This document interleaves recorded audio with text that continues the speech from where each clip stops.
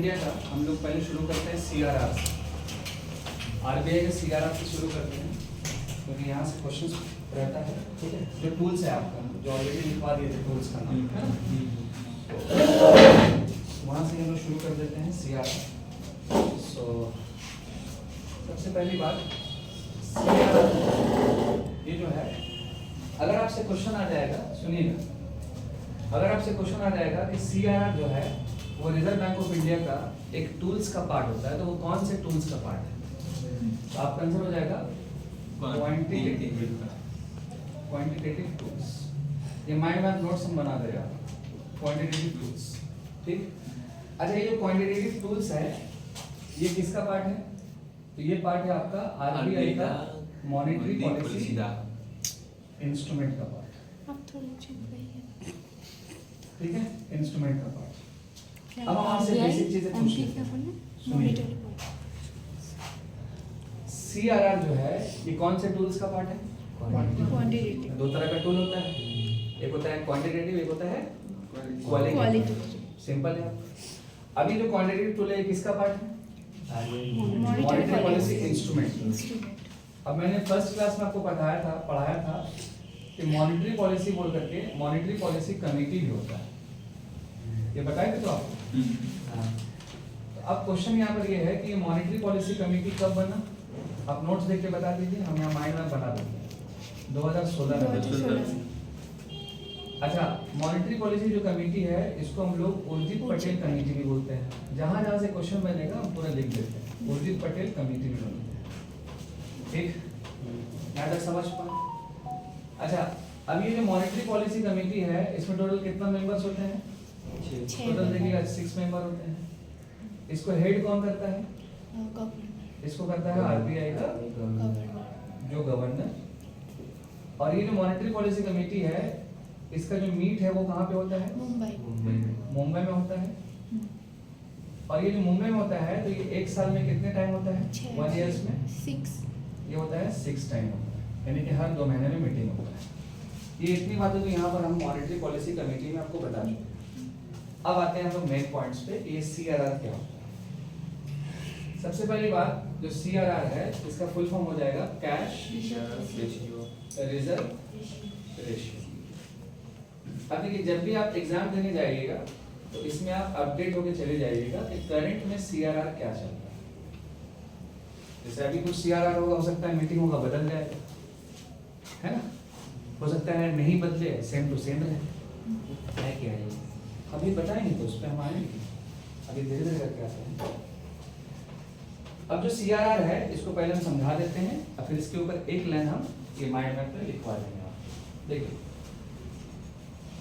Cash reserve ratio का मतलब ये हो गया कि जैसे एक कमर्शियल बैंक है जिसका नाम स्टेट बैंक ऑफ इंडिया, ठीक है, और इस बैंक के पास आप मान के चलिए कि टोटल इसके पास 100 रुपीज, 100 रुपए इसके पास है। अब ये जो 100 रुपीज है इसके पास, आप ऐसा मान के चलिए कि ये स्टेट बैंक ऑफ इंडिया का नहीं है। यहाँ पर कुछ ऐसे कस्टमर हैं जिन्होंने अपना अमाउंट इसको डिपॉजिट किया है। आई होप मेरी बात समझ। और हम ऐसा मान के चलते हैं कि टोटल मान लीजिए आपका 3 कस्टमर है, और एक कस्टमर का 25, एक का 25 और एक का जो है 50 रुपीज है। 25, 25, 50, ये 100 आपका जो डिपॉजिट्स है वो किसके पास है? स्टेट बैंक ऑफ इंडिया के पास है। तो आप लोग कॉमर्स में या नॉर्मल इकोनॉमिक्स में पढ़ते हैं ना, एक चीज पढ़ते होंगे आप लोग, एसेट्स और लायबिलिटीज के बारे में। एसेट्स का मतलब क्या हो जाता है? जिसका खुद का है, और लायबिलिटीज मतलब ये उधार पे है। तो ये स्टेट बैंक ऑफ इंडिया के पास जो 100 रुपया है, क्या ये इसका एसेट है या लायबिलिटी है? ये इसका लायबिलिटीज है। तो लायबिलिटीज का मतलब क्या हो गया कि कभी भी कस्टमर यहाँ पहुंचेगा तो ये स्टेट बैंक ऑफ इंडिया को देना पड़ेगा। यहाँ तक आप समझ पाए? कोई इशू नहीं है, कोई दिक्कत नहीं है। दूसरी बात, अब जो कस्टमर है यहाँ पर मान लीजिए, ये कस्टमर जो है इनका एक अकाउंट भी होगा इनके साथ, तभी तो पैसा वहाँ डिपॉजिट है। उसको हम लोग बोल दिए मान लीजिए कासा, यानी या तो करेंट अकाउंट या तो सेविंग्स अकाउंट। इसमें एफडी भी हो सकता है, उसमें कंफ्यूज नहीं होना। अब ऐसा मान के आप चलिए कि एक कोई चौथा कस्टमर, जैसे मान लीजिए हम, और हम पहुंचे स्टेट बैंक ऑफ इंडिया, और हम इस SBI पे डिमांड ये किए कि हमको चाहिए लोन, क्योंकि पूरा बैंक तो लोन पे ही चलता है। तो स्टेट बैंक ऑफ इंडिया फिर मेरे रिक्वायरमेंट्स को पूछेगा कि आपको लोन्स कितना चाहिए।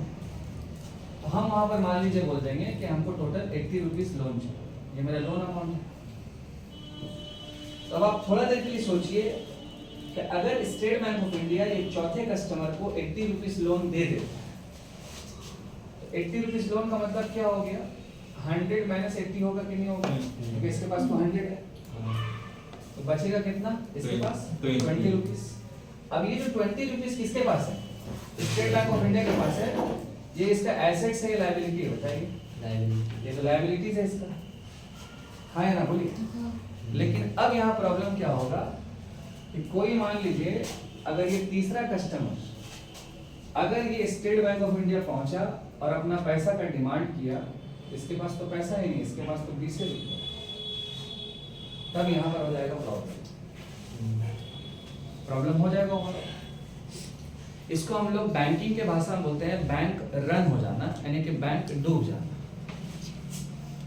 मतलब कोई भी पार्टिकुलर अगर बैंक है तो वो कस्टमर के डिपॉजिट्स पे और लोन्स पे ही चलता है, और जब तक एक कस्टमर को बैंक के ऊपर ट्रस्ट नहीं होगा तब तक आप अपना पैसा वहां डिपॉजिट्स नहीं करवाएंगे, या तो करेंट्स में, या तो सेविंग्स में, या तो फिक्स डिपॉजिट्स के अंदर, या कुछ और भी तरीके से ओवरऑल। अब आप ही बताइए, बैंक को कैपेबल और प्रोटेक्ट करने के लिए, बचाने के लिए रिजर्व बैंक ऑफ इंडिया हमारे देश में है। अब जब रिजर्व बैंक ऑफ इंडिया हमारे देश में है तो कुछ इंपॉर्टेंट रूल्स बनाया है आरबीआई। तो आरबीआई जो रूल्स बनाया है वो रूल्स ये बनाया है कि भारत के अंदर कोई भी बैंक हो, चाहे वो आपका पब्लिक बैंक हो, चाहे वो प्राइवेट बैंक हो, या कोई ऐसा बैंक जो बाहर देश से भारत में काम कर रहा है, उन तमाम बैंकों को आरबीआई के रूल्स को फॉलो करना होगा। तो रूल नंबर 1 ये कहता है आरबीआई का कि आपके पास जितना भी पैसा होगा, आपके पास जितना भी पैसा होगा उसका एक सर्टेन परसेंटेज कैश के फॉर्म में आपको रिजर्व करना होगा। मेरी बात यहाँ तक समझ पाए या नहीं बताइए। अब आते हैं वन सेकेंड फिर से दोबारा टॉपिक पे। अब आप मुझे बताइए, स्टेट बैंक ऑफ इंडिया के पास टोटल अमाउंट कितना था, 100 रुपीज था। अब ये जो 100 रुपीज है, तो आरबीआई क्या बोला कि जितना भी पैसा आपका होगा उसका कुछ सर्टेन परसेंटेज आपको क्या करना होगा, रिजर्व करना होगा। अब आप आरबीआई का वेबसाइट अगर ओपन कीजिएगा, एक बार करके देख लीजिए आरबीआई का वेबसाइट, एक ही लोग करके जल्दी से देखिएगा ताकि खत्म करें जल्दी से।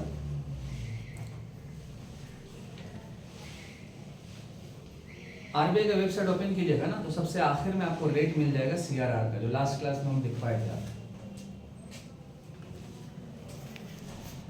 मिला? आई थिंक देखिए 3 से 4% के बीच में होना चाहिए। सबसे आखिर में जाइए, देखिए सीआरआर है, विकिपीडिया में नहीं मिलेगा, उसमें मिल जाएगा लेकिन दिक्कत होगा, उसमें चल जाएगा वेबसाइट। हाँ वही जो आपका है ना, ऊपर कीजिए थोड़ा सा, नहीं नीचे, सॉरी, वो ब्लू लिंक पे क्लिक कीजिए, सेकंड वाला करंट रेट्स में। अब उसमें देखिए कहीं सीआरआर है, रिजर्व रेशियो लिखा हुआ है कितना, 3%। चलिए हम यहाँ लिख देते हैं सीआरआर करंट में है 3%, लेकिन आज से कुछ समय पहले ये 4% था। आप चीजों को समझिएगा, इकोनॉमिक्स को क्या है समझिएगा, ये इंपॉर्टेंट देखिएगा प्लीज। आरबीआई का रूल्स क्या कहता है कि जितना भी पैसा होगा उसका सर्टेन परसेंटेज आपको क्या करना है, रिजर्व करना है। अभी करंट में कितना बोला गया है, 3%। तो ये तो सिंपल कैलकुलेशन है, 100 का 3%, 3 रुपया हुआ, 3 रुपया हुआ। तो अब ये जो 3 रुपया जो रिजर्व होगा, ये जो 3 रुपया रिजर्व होगा, ये स्टेट बैंक ऑफ इंडिया को ये ट्रांसफर करना होगा आरबीआई के पास, वो भी ओनली कैश के फॉर्म में। मेरी बात समझे कि नहीं समझे बताएं। सीआरआर का मतलब होता है कैश रिजर्व रेशियो। भारत के अंदर जितना भी कमर्शियल बैंक होगा जो ऑपरेट कर रहा है, उसको आरबीआई का रूल्स को फॉलो करना होगा। 100 रुपया मैंने जस्ट फॉर एग्जांपल्स के दिया, बैंकों के पास बहुत ज्यादा पैसा होता है, बट उसका जो 3% है वो उसको रिजर्व रखना है ओनली कैश के फॉर्म में। कौन से फॉर्म में, कैश के फॉर्म में। ये ओनली जो कैश है ना यहाँ पर, ये वाला ओनली कैश, यहाँ से भी क्वेश्चन आता है, दैट इज कॉल्ड सीआरआर। मतलब कैश रिजर्व रेशियो। अब इसका डेफिनेशन एक लाइन आप लिख दीजिए, आपको प्रॉपर क्लियर हो जाएगा। ये समझ में आया तो पूरा पिक्चर्स लिखिएगा। It is the share of A banks total deposit, it is the share of a banks total deposit, ठीक है, banks total deposit that is mandated bye, mandatory मतलब कंपलसरी है, ठीक है, remember, that is mandated by the RBI,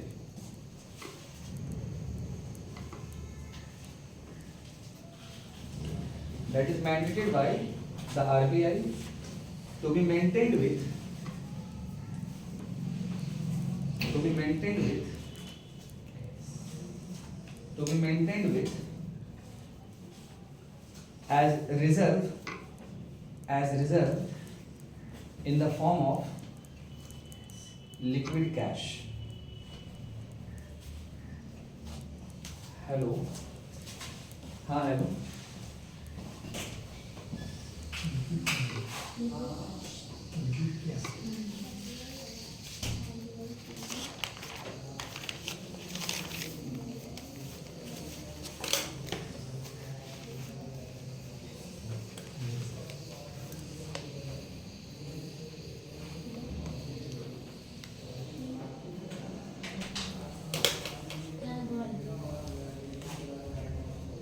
আমি বাড়ি চলে এসেছি, তুই বাড়ির ফোনটা তুই না।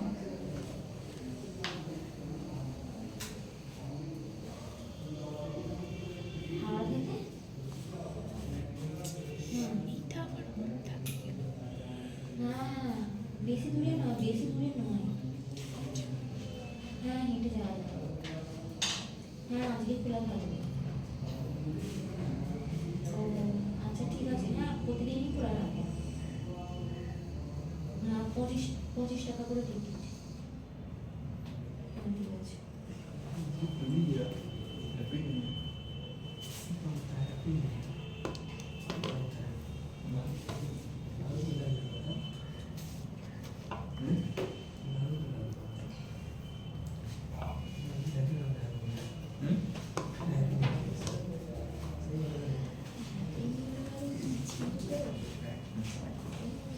কিছু হ্যাপি নিউ ইয়ার এখন আর হবে না।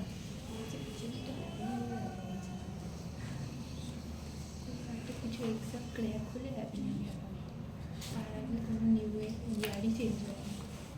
আমাকে যে বলছে না হ্যাপি নিউ ইয়ার, আমি তো মিস করে কি পাবো, রিপ্লাই দিয়েছিলাম, ভালো লাগে না আমার ওইসব। সে একই দিন সেই জিম যাওয়া, সে পড়তে বসে, তারপরে পড়া। দূর জিম যেতে গেলাম না, বিরক্ত লাগছিল, আমি জিম ছেড়ে দিয়েছি। না আমি জিমটা যাই, আমার তো একটু সুগার আছে।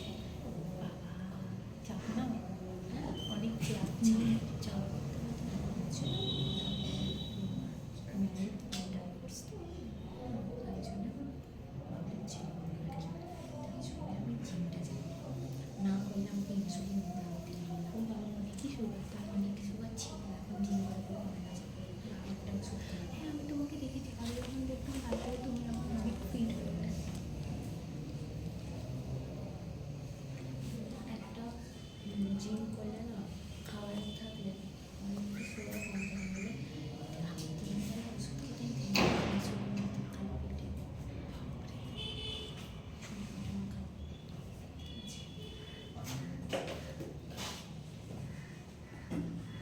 কথা বলে হচ্ছে না। আমি আমার সাথে রেখেছি, আমার মেয়ে রেখে দিচ্ছি, করে থাকি। মানে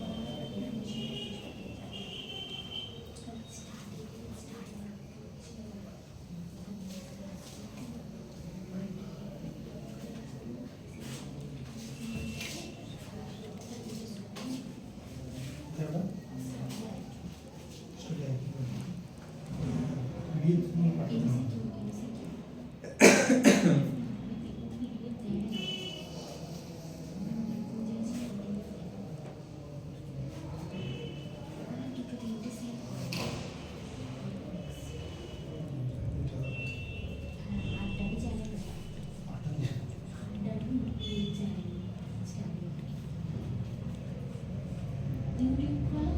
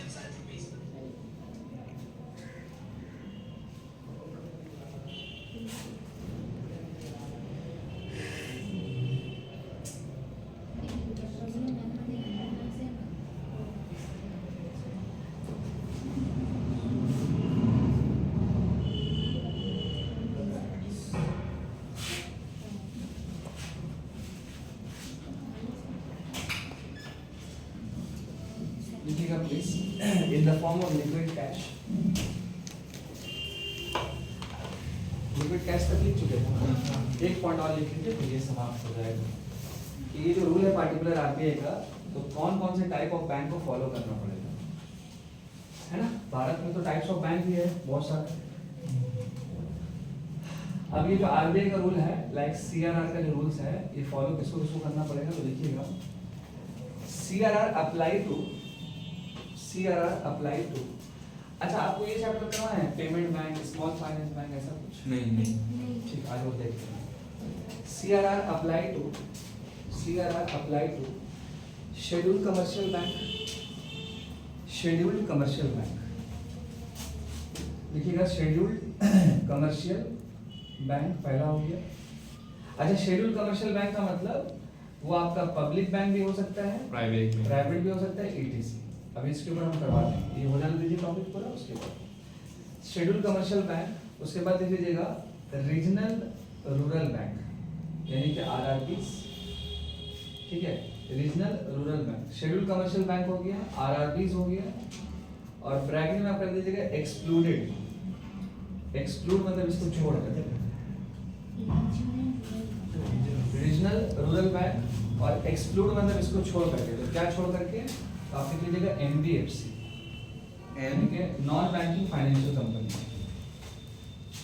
नॉन बैंकिंग फाइनेंशियल कंपनी जैसे मुथूट हो गया, बजाज हो गया, ये सारी कंपनीज को सीआरआर फॉलो नहीं करना पड़ता है, तो वो हो गया आपका एनबीएफसी।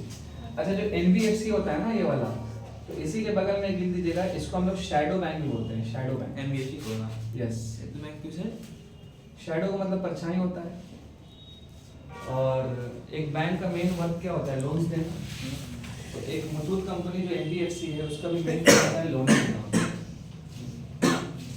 एनबीएफसी का भी मेन काम लोन देना, इसका भी काम लोन देना होता है। लेकिन एनबीएफसी जो है, वहां पर आप कोई अकाउंट ओपन नहीं कर सकते हैं, लाइक सेविंग्स करेंट अकाउंट। आप प्रॉपर, अगर आपको गोल्ड लोन चाहिए, आप मुथूट में गए, आपका वैल्यूएशन देखा, उसके बदले में आपको लोन दे दिया गया। और हर महीने क्या होगा, आपका ईएमआई जो कट होगा, तो आपका जो पहले से प्राइमरी अकाउंट होगा, वो उससे बस लिंक कर देता है, ताकि हर महीने ईएमआई कट हो। वो इस तरह से काम करता है। जितना भी एनबीएफसी, जैसे बजाज है, तो क्या बजाज में आप कोई सेविंग्स करंट अकाउंट ओपनिंग करवाते हैं क्या? उसमें तो जस्ट आपका जो रजिस्ट्रेशन होता है, ये तमाम चीजें होती हैं। और कोई भी चीज़ अगर आप खरीदें तो हर महीना ईएमआई कट हो जाता है, जो आपका प्राइमरी अकाउंट है। तो इसीलिए इसको बोला गया है शैडो बैंक, एनबीएफसी, जो बैंक की तरह ही काम करता है। अच्छा, अब क्वेश्चन यहाँ पर ये है कि एक पार्टिकुलर जो सीआरआर का पैसा है, यानी कि मान लीजिए अभी फिलहाल आपका 3 रुपया है, तो ये 3 रुपया कैश के फॉर्म में कहाँ चला जाएगा? ओनली कैश के फॉर्म में। अब मान लीजिए इस कंडीशन में अब स्टेट बैंक ऑफ इंडिया के पास कितना पैसा बचेगा? 97 रुपीज। अब इसमें भी बहुत सारा रूल्स है जो इसके बाद हम पढ़ेंगे, बट जो सीआरआर का पैसा होता है वो बैंक खुद अपने पास नहीं रखता है, वो बैंक कहाँ ट्रांसफर करता है? आरबीआई के पास, और वहां से कोई पैसा टच भी नहीं कर सकता है। ये याद रखिएगा बात को, ये जस्ट ओनली बिकॉज बैंक को प्रोटेक्शंस देने के लिए, ताकि एक पैसा रिजर्व हो जाए उसका, वो कहीं अनाप शनाप जगह पे खर्चा ना हो जाए, वरना प्रॉब्लम्स क्रिएट हो जाए। क्योंकि आपको भी मालूम है कि बैंक के पास ढेर सारा अगर पैसा रहेगा तो वो लोन देने का ट्राई करेगा, वो लोन्स मतलब देने का ट्राई करेगा। तो सीआरआर का ऑब्जेक्टिव भी लिखिएगा, बट सुनिए पहले एक इंपॉर्टेंट बात है यहाँ पे, इसको मिटा दे पूरा, ठीक है ना। चलिए हम यहीं पर आपको एक पॉइंट और बता देते हैं। आप ऐसा सोच के चलिए कि स्टेट बैंक ऑफ इंडिया के पास था 100 रुपये, जो मैंने लिखवाया आपको, ठीक। अच्छा, ये जो रेट है ये डिसाइड कहाँ पे होता है? ये मॉनेटरी पॉलिसी की मीटिंग में होता है। ये जो मीटिंग होता है ना कमिटीज का, ये रेट वेट डिसाइड वहीं पे होता है, मॉनेटरी पॉलिसी कमेटी के मीटिंग में होता है। मीटिंग कहाँ पे हो रहा है? लिखवा दिया आपको, मुंबई में। हर साल 6 बार तक, यानी कि हर 2 महीने में मीटिंग होता है। तो हम ऐसा मान के चलते हैं कि अभी रिसेंट्स में जो सीआरआर है वो है आपका 3%, ठीक। 2 महीना के बाद मीटिंग हुआ अकॉर्डिंग टू रूल्स, और ये सीआरआर बदल के हो गया मान लीजिए 4%। 2 महीना के बाद मीटिंग होने के बाद 4% हो गया, मान के चलिए बढ़ा दिया, उसको इंक्रीज कर दिया। अब आप बताइए, अगर हम पहला कंडीशन को देखेंगे तो स्टेट बैंक ऑफ इंडिया के पास था 100 रुपया, और इसको रिजर्व कितना करना पड़ेगा? 3%। और अगर हम मान लीजिए सेकंड कंडीशन को देखेंगे तो स्टेट बैंक ऑफ इंडिया के पास था 100 रुपया, और रिजर्व कितना पड़ेगा? 4%। तो एक में है आपका 3 रुपया, मतलब बचा 97, और एक में आपका 4 रुपया, मतलब बचा 96। अब आप बताइए, केस नंबर 1 में बैंक ज्यादा लोन दे पाएगा कस्टमर को, या 2 में ज्यादा दे पाएगा? 1 में क्यों दे पा रहा है? ज्यादा पैसा है, और वहाँ पे सीआरआर क्या है? कम या ज्यादा? कम है। अब यहाँ पे दिमाग आप लगाइए कि अगर सीआरआर बढ़ेगा, सीआरआर अगर बढ़ेगा तो क्या बैंक ज्यादा पैसा बांट पाएगा? नहीं। और सीआरआर अगर कम होगा तो ज्यादा बात आएगा। तो उसी तरह हमारा इकोनॉमी भी चलता है। अगर मान लीजिए कस्टमर के पास ज्यादा पैसा नहीं है, तो कस्टमर के पास ज्यादा पैसा नहीं होने का कारण ये हो गया कि हो सकता है बैंक का जो रेट ऑफ इंटरेस्ट है वो हाई है, इसीलिए कस्टमर जो है पैसा नहीं ले पा रहा है, क्योंकि लेने के बाद देना भी होगा। तो आरबीआई देखेगा कि मार्केट में फ्लो ऑफ मनी कम हो चुका है, डिमांड्स थोड़ा कम है और सप्लाई थोड़ा ज्यादा है। डिमांड्स क्या है? कम है। क्योंकि डिमांड्स करने वाला कस्टमर होता है, और सप्लाई क्या है? थोड़ा ज्यादा है, यानी जो सामान आप खरीदना चाह रहे ज्यादा है। तो इनको भी मैनेज करने के लिए अब रिजर्व बैंक ऑफ इंडिया क्या करेगा? सीआरआर को कम कर देगा। तो कम करने से क्या होगा? बैंकों के पास पैसा ज्यादा रहेगा, और ज्यादा रहने से क्या होगा? वो लोन भी ज्यादा बांट पाएगा। नॉट ओनली सीआरआर में तो किया वो करना है। मान लीजिए सीआरआर को डाउन कर दिया, ठीक है, फ्लो ऑफ मनी को क्या करने के लिए? बढ़ाने के लिए। अब एक चीज आप पढ़े थे, रेपो रेट, याद है आपको रेपो रेट? तो रेपो रेट में कहानी आपको पूरा पता है, इसको दोबारा दोहराना नहीं है। बट फिर भी क्या है इसमें कि इसका भी रेट डिसाइड कौन करता है? आरबीआई। तो मान लीजिए ये था पहले 5%, तो इस रेट का मतलब क्या हुआ? रेपो रेट का मतलब क्या हुआ बताइए आप लोग? बैंक एक ऐसा रेट ऑफ इंटरेस्ट जिसमें रिजर्व बैंक ऑफ इंडिया किसी भी कमर्शियल बैंक को लोन देता है। तो इसका मतलब क्या हुआ कि अगर ये एसबीआई को लोन देगा तो ये कितने परसेंट पे देगा? 5% पे देगा। अब ऐसा आप मान के चलिए कि रिजर्व बैंक ऑफ इंडिया को भारत के अंदर फ्लो ऑफ मनी थोड़ा और बढ़ाना है। अब फ्लो ऑफ मनी बढ़ाने के लिए क्या करेगा? पहला काम इधर सीआरआर को कम कर देगा। तो उसी तरह से यहाँ पर भी चेंजेस करना पड़ेगा। मेरी बात समझेंगे नहीं समझे? तो ये पहले कितना था?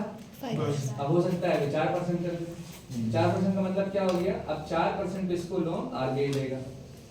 तो अगर मान लीजिए इसको 4% पे देगा तो एक एंगल क्या हो गया कि अगर 4% पे बैंक पैसा उठाया तो हो सकता है अब यही बैंक जब कस्टमर को पैसा देगा तो हो सकता है ये देगा 6%। तो यहाँ पर भी रेट ऑफ इंटरेस्ट कम हुआ, और इधर अगर डिक्रीज हुआ तो यहाँ पर भी इस बैंक के पास पैसा ज्यादा है। तो बैंकों के पास पैसा ज्यादा आया, पहला बात। तो ज्यादा कैसे आया? सीआरआर के कम करने से। और अगर ये बैंक लोन देगा कस्टमर को तो रेपो रेट के डिक्रीज करने से यहाँ पर रेट ऑफ इंटरेस्ट भी डिक्रीज हो गया। तो इस तरह से ये फ्लो ऑफ मनी बढ़ाया जाता है। आई होप मेरी बात समझे। और इसको अगर टाइट करना है तो दोनों जगह देखिए इंक्रीज कर। आई होप यहाँ तक तो समझ पाया हूँ। देखिए सीआरआर और एक और टूल होता है एसएलआर के नाम से। ये दोनों टूल का मेन ऑब्जेक्टिव ये है कि पैसों का रिजर्व करवाना है ताकि प्रोटेक्शंस मिल जाए।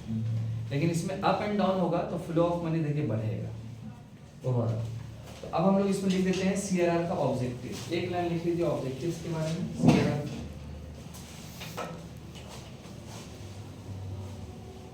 objective of the CRR, it helps to control inflation.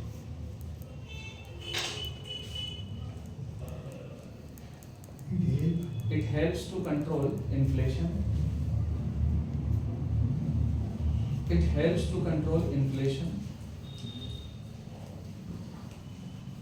तो अब यहाँ पर क्या करना पड़ेगा? अगर इन्फ्लेशन को कंट्रोल करना है तो आप देखिएगा ब्रैकेट में RBI can increase CRR. RBI can increase CRR.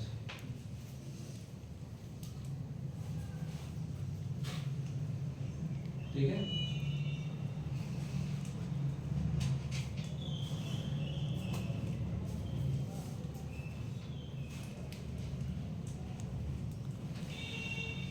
To prevent bank from lending more. To prevent banks from lending more. To prevent banks from lending more. Full stop.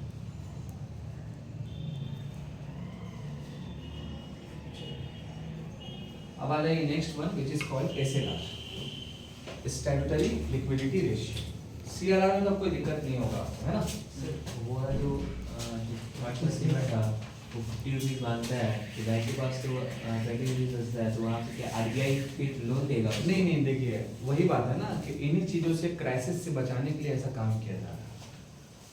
जैसे मान लीजिए कि आपका जो सवाल है कि मान लीजिए कोई कस्टमर पैसा मांगने आया और उसी का ही पैसा है लेकिन बैंक के पास लिक्विड का शॉर्टेज हो गया है. तो आप थोड़ा देर के लिए सोचिए ना, थोड़ा देर के लिए, कि जैसे एज ए कॉमन पर्सन अगर हम बार बार अपने फादर से ही पैसा मांगेंगे, मेरे पापा सवाल हमसे पूछेंगे कि इतना पैसा कर क्या. उसी तरह से रिजर्व बैंक ऑफ इंडिया से अगर आप बार बार पैसा मांगेगा, यानी कोई बैंक अगर मांगेगा, तो वहां पर भी क्वेश्चन होता है कि आप इतना पैसा कर क्या रहे हैं. तो पता चलेगा आप लोन दे रहे हैं या किसी को पैसा दे रहे हैं, तो उसका फिर आपसे बैलेंस शीट मांगा जाएगा कि आपका बैलेंस शीट क्या है, बताइएगा कितना आप लोन बांटे, कितना रिकवर हुआ, उससे फिर वो समझ में आ जाएगा कितना लॉस में आप चले. तो कभी भी अननेसेसरी जैसे नहीं आपसे मतलब पैसा बांटने होते. इसीलिए पहले से ही आपको प्रोटेक्शन करने के लिए कुछ पैसा रिजर्व करवाना है कि देखिए आप अगर कुछ कर रहे हैं तो इतना पैसा आप रिजर्व कर दीजिए, क्योंकि ऑलरेडी आपका जो बैंक है ना वो ट्रस्ट पे चलता है, भरोसे पे चलता है कि जो भी पार्टिकुलर कस्टमर है अगर वो कल के बैंक आया तो उसको सर्विसेज अच्छा चाहिए. अब ऐसा नहीं कि वो आया और पैसा नहीं है तो फिर प्रॉब्लम है, लोन नहीं मांग सकता है. और कभी कभी ऐसा भी होता है कि अगर कोई बैंक बार बार ऐसा कुछ हरकत कर रहा है तो उसके ऊपर RBI फिर एक सीलिंग लगा देता है. आप देखिएगा मैंने उस टूल्स के अंदर वो रैशनिंग ऑफ क्रेडिट या सीलिंग करके कुछ लिखवाया था, जो क्वालिटेटिव टूल्स का पार्ट होता है. ठीक है, तो एक सीलिंग लगा देता है. सीलिंग का मतलब ये होता है कि आपको अगले 1 साल के अंदर आपको इतना ही पैसा दिया जाएगा, इससे बाहर नहीं दिया जाएगा एज ए लोन के तौर पर. That is called ceiling. ठीक, वो एक्स्ट्रा पैसा नहीं देगा. आगे बढ़े, आप अगला लिख लीजिएगा SLR, statutory liquidity ratio. Statutory liquidity ratio. देखिए अब देखिए SLR में पूछा जाएगा तो सेम कहानी होगा, वो आपका क्वांटिटेटिव टूल्स का पार्ट है, मॉनेटरी पॉलिसी है, तमाम चीजें जो आपको लिखे वही सेम टू सेम चलेगा. बट SLR में मामला क्या है ना कि स्टैट्यूटरी में मामला ये है कि इसमें आप cash, gold, government securities, ETC सब रखते हैं. ये सारे फॉर्म में आप पैसा रख सकते हैं. ये तमाम चीजों पे आप रख सकते हैं SLR के अंदर. मतलब ऐसा मान के चलिए कैश, गोल्ड, गवर्नमेंट सिक्योरिटी जिसे बोलते हैं शॉर्ट में, और ETC बॉन्ड भी आता है. अब आप मुझे बताइए स्टेट बैंक ऑफ इंडिया के पास टोटल पैसा कितना था? 100 रुपीज था. 100 में मैंने बोला CRR और एक बोला हमने SLR. CRR है करंट में कितना? 30% और SLR करंट में 18%. आप चेक कर लीजिएगा. 18%. तो अगर हम ये दोनों को जोड़ देंगे तो बनेगा कितना? 21%. 21% 100 में निकाल दीजिए कितना हो जाएगा? 21. 79 ना. 79। अभी जो 79 रुपीज जो बचा है ना, ये बैंक के पास बचा है। CRR में कितना परसेंटेज है? 3%। बट वो जो परसेंटेज 3 रुपया का होगा, वो जो रिजर्व करना है वो बैंक अपने पास खुद नहीं रख सकता। वो कहाँ जाएगा? ट्रांसफर। RBI। वो भी कौन से फॉर्म में? कैश। कैश के फॉर्म में। और SLR में कितना परसेंट रिजर्व करना है? 18%। अच्छा, इसमें नॉट ओनली कैश, इसमें और भी अलग अलग एसेट्स हैं, सब मिला के इसमें भी रिजर्व करना है। बट इसमें जो रिजर्व करना है ये बैंक इटसेल्फ, यानी कि बैंक खुद अपने पास रख सकता है। अभी हम एक लाइन लिखवा भी देंगे, ये दोनों में फर्क हो गया। तो एक में मिक्सचर्स है और एक में देखिएगा नॉर्मल है, ओनली कैश है। एक में देखिए मिक्स एसेट्स के तौर पर ओवरऑल। और परसेंटेज की बात करेंगे तो एक में 3, एक में 18 है करेंट। दोनों को मिला देंगे तो बचेगा 21%। इस हिसाब से आपका SBI का पैसा कितना बचेगा? 79 रुपीज बचेगा ये। अब इसमें एक पॉइंट आप लिख लीजिएगा, SLR is a minimum percentage of deposits. SLR is a minimum percentage of deposits that a commercial bank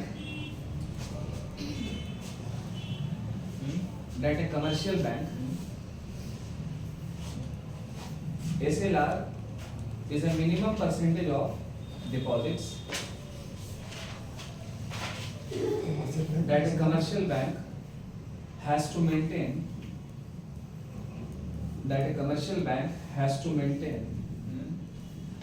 in the form of liquid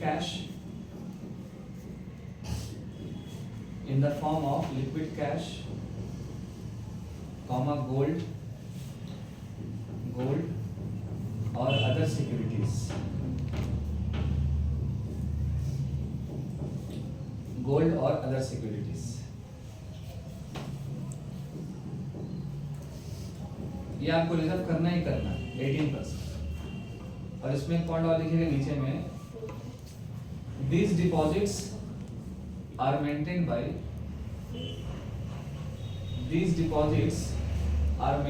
the banks. These deposits are maintained by the bank. ठीक है, ये bank को खुद अपने पास maintain करना है 18%, जितना भी उसके पास होगा उसका 18%। इसके बाद last point, the SLR is fixed by the RBI। SLR is fixed by the RBI। अब SLR के ऊपर आप क्या क्या देखें? अब SLR के ऊपर आप ये देखिए कि करेंट में इसका परसेंटेज 18% है। ये बैंक इटसेल्फ खुद अपने पास रखता है और इसका रेट कौन डिसाइड करता है? RBI। ये reserve bank of India decide करता है। ये 3 पॉइंट देखिए।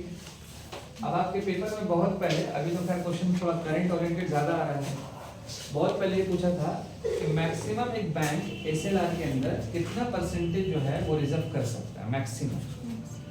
तो ये तो आपको मिनिमम बता दिया 18% है ना। मैक्सिमम की बात करेंगे तो 40% तक जा सकता है, 40% ये मैक्सिमम है। यानी 100 रुपये का 40 रुपये रिजर्व कर सकता है खुद अपने पास। बट नॉट ओनली कैश, उसमें अलग भी अलग अलग एसेट्स। ठीक है, अब सुनिएगा, अब यहाँ पर एक प्रॉब्लम भी है। प्रॉब्लम क्या है बता रहे आपको, जो CRR का पैसा है ये वाला, ये 3% था ना, ये कहाँ चला गया था? RBI। और ये कैश के फॉर्म में था, इसमें तो कोई दिक्कत नहीं होना चाहिए, कोई दिक्कत नहीं होना चाहिए। लेकिन जो SLR का अमाउंट है 18%, 18% का मतलब 18 रुपया मान के चलिए, ये बैंक खुद अपने पास ही रख रहा है ना, इटसेल्फ। यहाँ तो प्रॉब्लम है ना। कैसे प्रॉब्लम है बता रहे आपको। कोई एक कस्टमर आया, बैंक देखा क्या कि जो मेरा नॉर्मल पैसा है वो थोड़ा खत्म हो गया, तब वो क्या करेगा, जो रिजर्व रखा हुआ पैसा है उससे निकाल लेगा। जैसे कभी हम लोगों के साथ भी हो सकता है, होगा तो ऐसा बैंक के साथ भी होता है। अब बैंक क्या करता था बीच में कि जो 18 रुपये रिजर्व है ना, इससे निकाल करके ना कस्टमर को लोन दे देता था। नहीं समझे बात को? समझ रहे हैं ना। तो ऐसा लूप होल है ना, रिजर्व बैंक ऑफ इंडिया को पता चला कि आपको तो बोले रिजर्व करने के लिए, लेकिन आप रिजर्व का पैसा जो है खर्चा कर रहे हैं। तो RBI को जब मालूम चला तो फिर बैंकों के ऊपर एक्शन लिया गया। किस बात का एक्शन लिया गया कि अगर आपको बहुत ज़्यादा इमरजेंसी है, लिक्विड शॉर्टेजेस है, बहुत ज़्यादा बड़ा इश्यूज है, तब आप क्या कर सकते हैं, मेरे परमिशन से फिर आप उस 18% की कैटेगरी में कुछ पैसा जो है आप लोन में दे सकते हैं, बट विदाउट मेरे परमिशन से आप नहीं कर सकते। अब ऐसा मान लीजिए आरबीआई का रूल है तो फॉलो करना होगा। अब इसमें आरबीआई फिर एक क्या बात बोला, फिर बोला क्या कि हम हर 15 दिन में आपका इसका ना रिपोर्ट लेंगे, एवरी 15 डेज में एक रिपोर्ट हम इसका लिया जाएगा। इस रिपोर्ट को मालूम है क्या बोलते हैं, इसको बोलते हैं एनडीटीएल। एनडीटीएल का फुल फॉर्म होता है नेट डिमांड टाइम लायबिलिटीज, ये एनडीटीएल। अब देखिए हम बता रहे क्या है, बैंक के अंदर में एक अकाउंट होता है ना कासा के नाम से, हाँ करंट अकाउंट और सेविंग्स अकाउंट। तो कासा का मतलब ये हो गया कि आप अगर बैंक गए और डिमांड किए और आपको वहां पर पैसा मिल जाए, मतलब अगर आपका सेविंग्स का पैसा है बैंक के पास, आप आराम से जाइए, अपना पैसा मांगना है सेविंग्स अकाउंट में, आपको मिल जाएगा। तो वो डिमांड करने पे देखिए मिल जा रहा है। करंट में भी सेम कहानी होता है, इसलिए इसको बोला गया है net demand time. Net demand और टाइम का मतलब होता है फिक्स डिपॉजिट वाला पैसा, ये जो टाइम लगा हुआ है। एक होता है आपका फिक्स डिपॉजिट्स और एक होता है रिकरिंग डिपॉजिट। रिकरिंग डिपॉजिट, ये दो तरह का डिपॉजिट होता है, टाइम जिसमें लगा हुआ रहता है, इसलिए इसको बोल दिया है टाइम, यानी कि नेट डिमांड टाइम लायबिलिटीज। इसी का रिपोर्ट जो है हर 15 दिनों में एक बैंक को आरबीआई को प्रेजेंट करना होता है, जिसको हम लोग एनडीटीएल बोलते हैं। मेरी बात समझे कि नहीं समझे? फिक्स डिपॉजिट में जैसे हम लोग एक बार में जमा कर देते हैं पैसा, हाँ ठीक है। और रिकरिंग डिपॉजिट में हम लोग बार-बार से उसमें जमा करते हैं ना। हाँ, वो एक महीना का फिक्स हो जाता है। जैसे मान लीजिए आपको 6 महीना तक एक समथिंग, एक कुछ सर्टेन अमाउंट आपको जमा करना है, तो हम ऐसा मान के चलते हैं, एक हम प्रोडक्ट्स ले लिए किसी भी बैंक से रिकरिंग के नाम से और अपना एक अकाउंट ओपनिंग करवा लिए, और मेरा प्रोडक्ट्स है 6 महीना का। इसमें मान लीजिए हमने तय किया कि हर महीना 500 रुपये जमा करेंगे, तो 500 इंटू 6 कितना हो जाएगा, 5 6 30 यानी 3000। अब जैसे ये 3 महीना कंप्लीट होगा, ये 3000 और प्लस इसके ऊपर इंटरेस्ट रेट, ये हमको बैंक वापस करता है। ये होता है रिकरिंग डिपॉजिट्स। रिकरिंग का मतलब हो गया कि हर महीना एक अमाउंट फिक्स है जो आप दे रहे हैं, और फिक्स का मतलब हो गया कि पहली मरतबा में सारा पैसा आप डाल दिए, और फिर जब उसका मैच्योरिटी पूरा हो जाएगा 2 3 साल 5 साल, जब फिर उसके बाद आप निकाल लीजिएगा। तो आरडी और एफडी में थोड़ा सा फर्क है। आरडी अकाउंट ज्यादा किसका होता है मालूम है, जो छोटा छोटा दुकानदार लोग रहता है, जो छोटा छोटा बिजनेसेस कर रहा है, जिसका लाइक मान लीजिए हर महीना 15,000 20,000 का इनकम होगा एज फॉर एग्जांपल, या 10,000 का होगा, तो उसको एक बैंक ऑप्शन दे दिया है रिकरिंग के नाम से कि आप हर महीना 1,000 रुपये जमा कर सकते हैं, अगला 6 महीना साल भर के बाद आप निकाल लीजिए। अब एफडी को करवाता है जिसके पास एक्स्ट्रा कैश होता है। अब जिसके पास लिमिटेड कैश है तो वो एफडी कैसे करवाएगा, उसका तो डे टू डे में काम चल रहा है ना। वो एफडी मतलब वही करवाता है जिसका मतलब थोड़ा सा एक्स्ट्रा कहीं ना कहीं से कैश वैश जो भी आ रहा है। और अभी के दौर में क्या हो गया ना कि अगर किसी के पास पैसा है तो उसका इन्वेस्टमेंट जो है ना वो 2-4 जगहों पे होता है। कोई हो सकता है इंश्योरेंस का प्रोडक्ट खरीद ले, कोई हो सकता है म्यूचुअल फंड खरीद ले, कोई हो सकता है गोल्ड खरीद ले, कोई और भी काम में लगा दे, कोई बॉन्ड्स भी खरीदता है, ये तमाम चीज़ें। अब कुछ लोग ऐसे होते हैं जो शेयर बाजार में पैसा लगाता है, तो वो अपना अलग प्रोफाइल होती है, ठीक है। अब यहाँ पर एक चीज़ लिख लीजिएगा, इम्पोर्टेंस ऑफ एसएलआर। यहाँ तक तो समझ में आ गया होगा आपको ना, इम्पोर्टेंस ऑफ एसएलआर। एसएलआर का इम्पोर्टेंस क्या है, इम्पोर्टेंस ऑफ एसएलआर। एसएलआर का इम्पोर्टेंस आप लिखिएगा,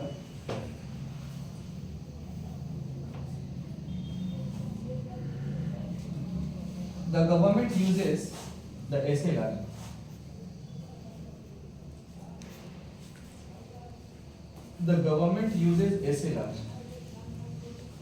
to regulate inflation and liquidity.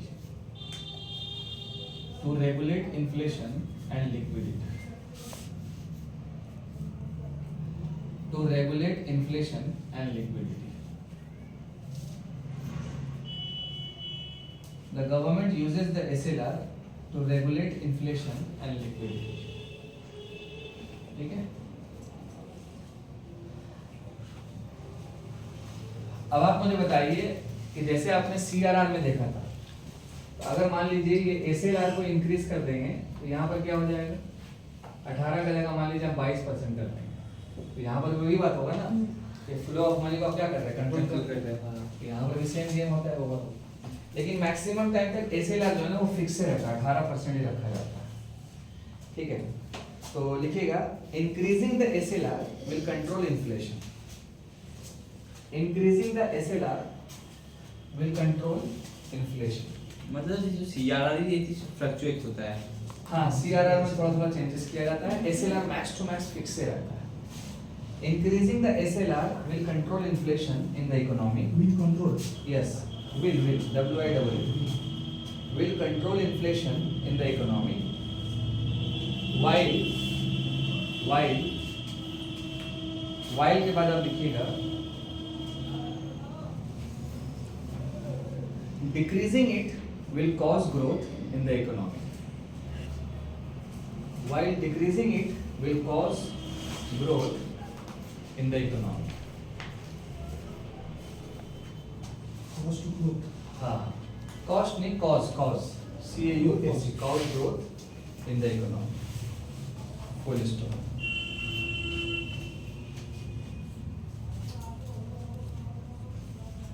ये CRR SLR के बारे में यहाँ पर हम आपको पूरा बता रहे हैं।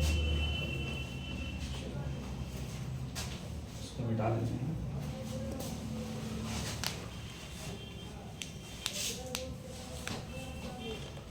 बैंक रेट बता दिए थे, समझाए नहीं थे? नहीं समझा रेपो रेट में समझाए थे ना बैंक रेट, बैंक रेट को पेनल्टी रेट बोलते हैं, नहीं समझे? नहीं बैंक नहीं समझे। रेपो रेट तो समझा दिए थे ना, और रिवर्स रेपो रेट वो भी होता है।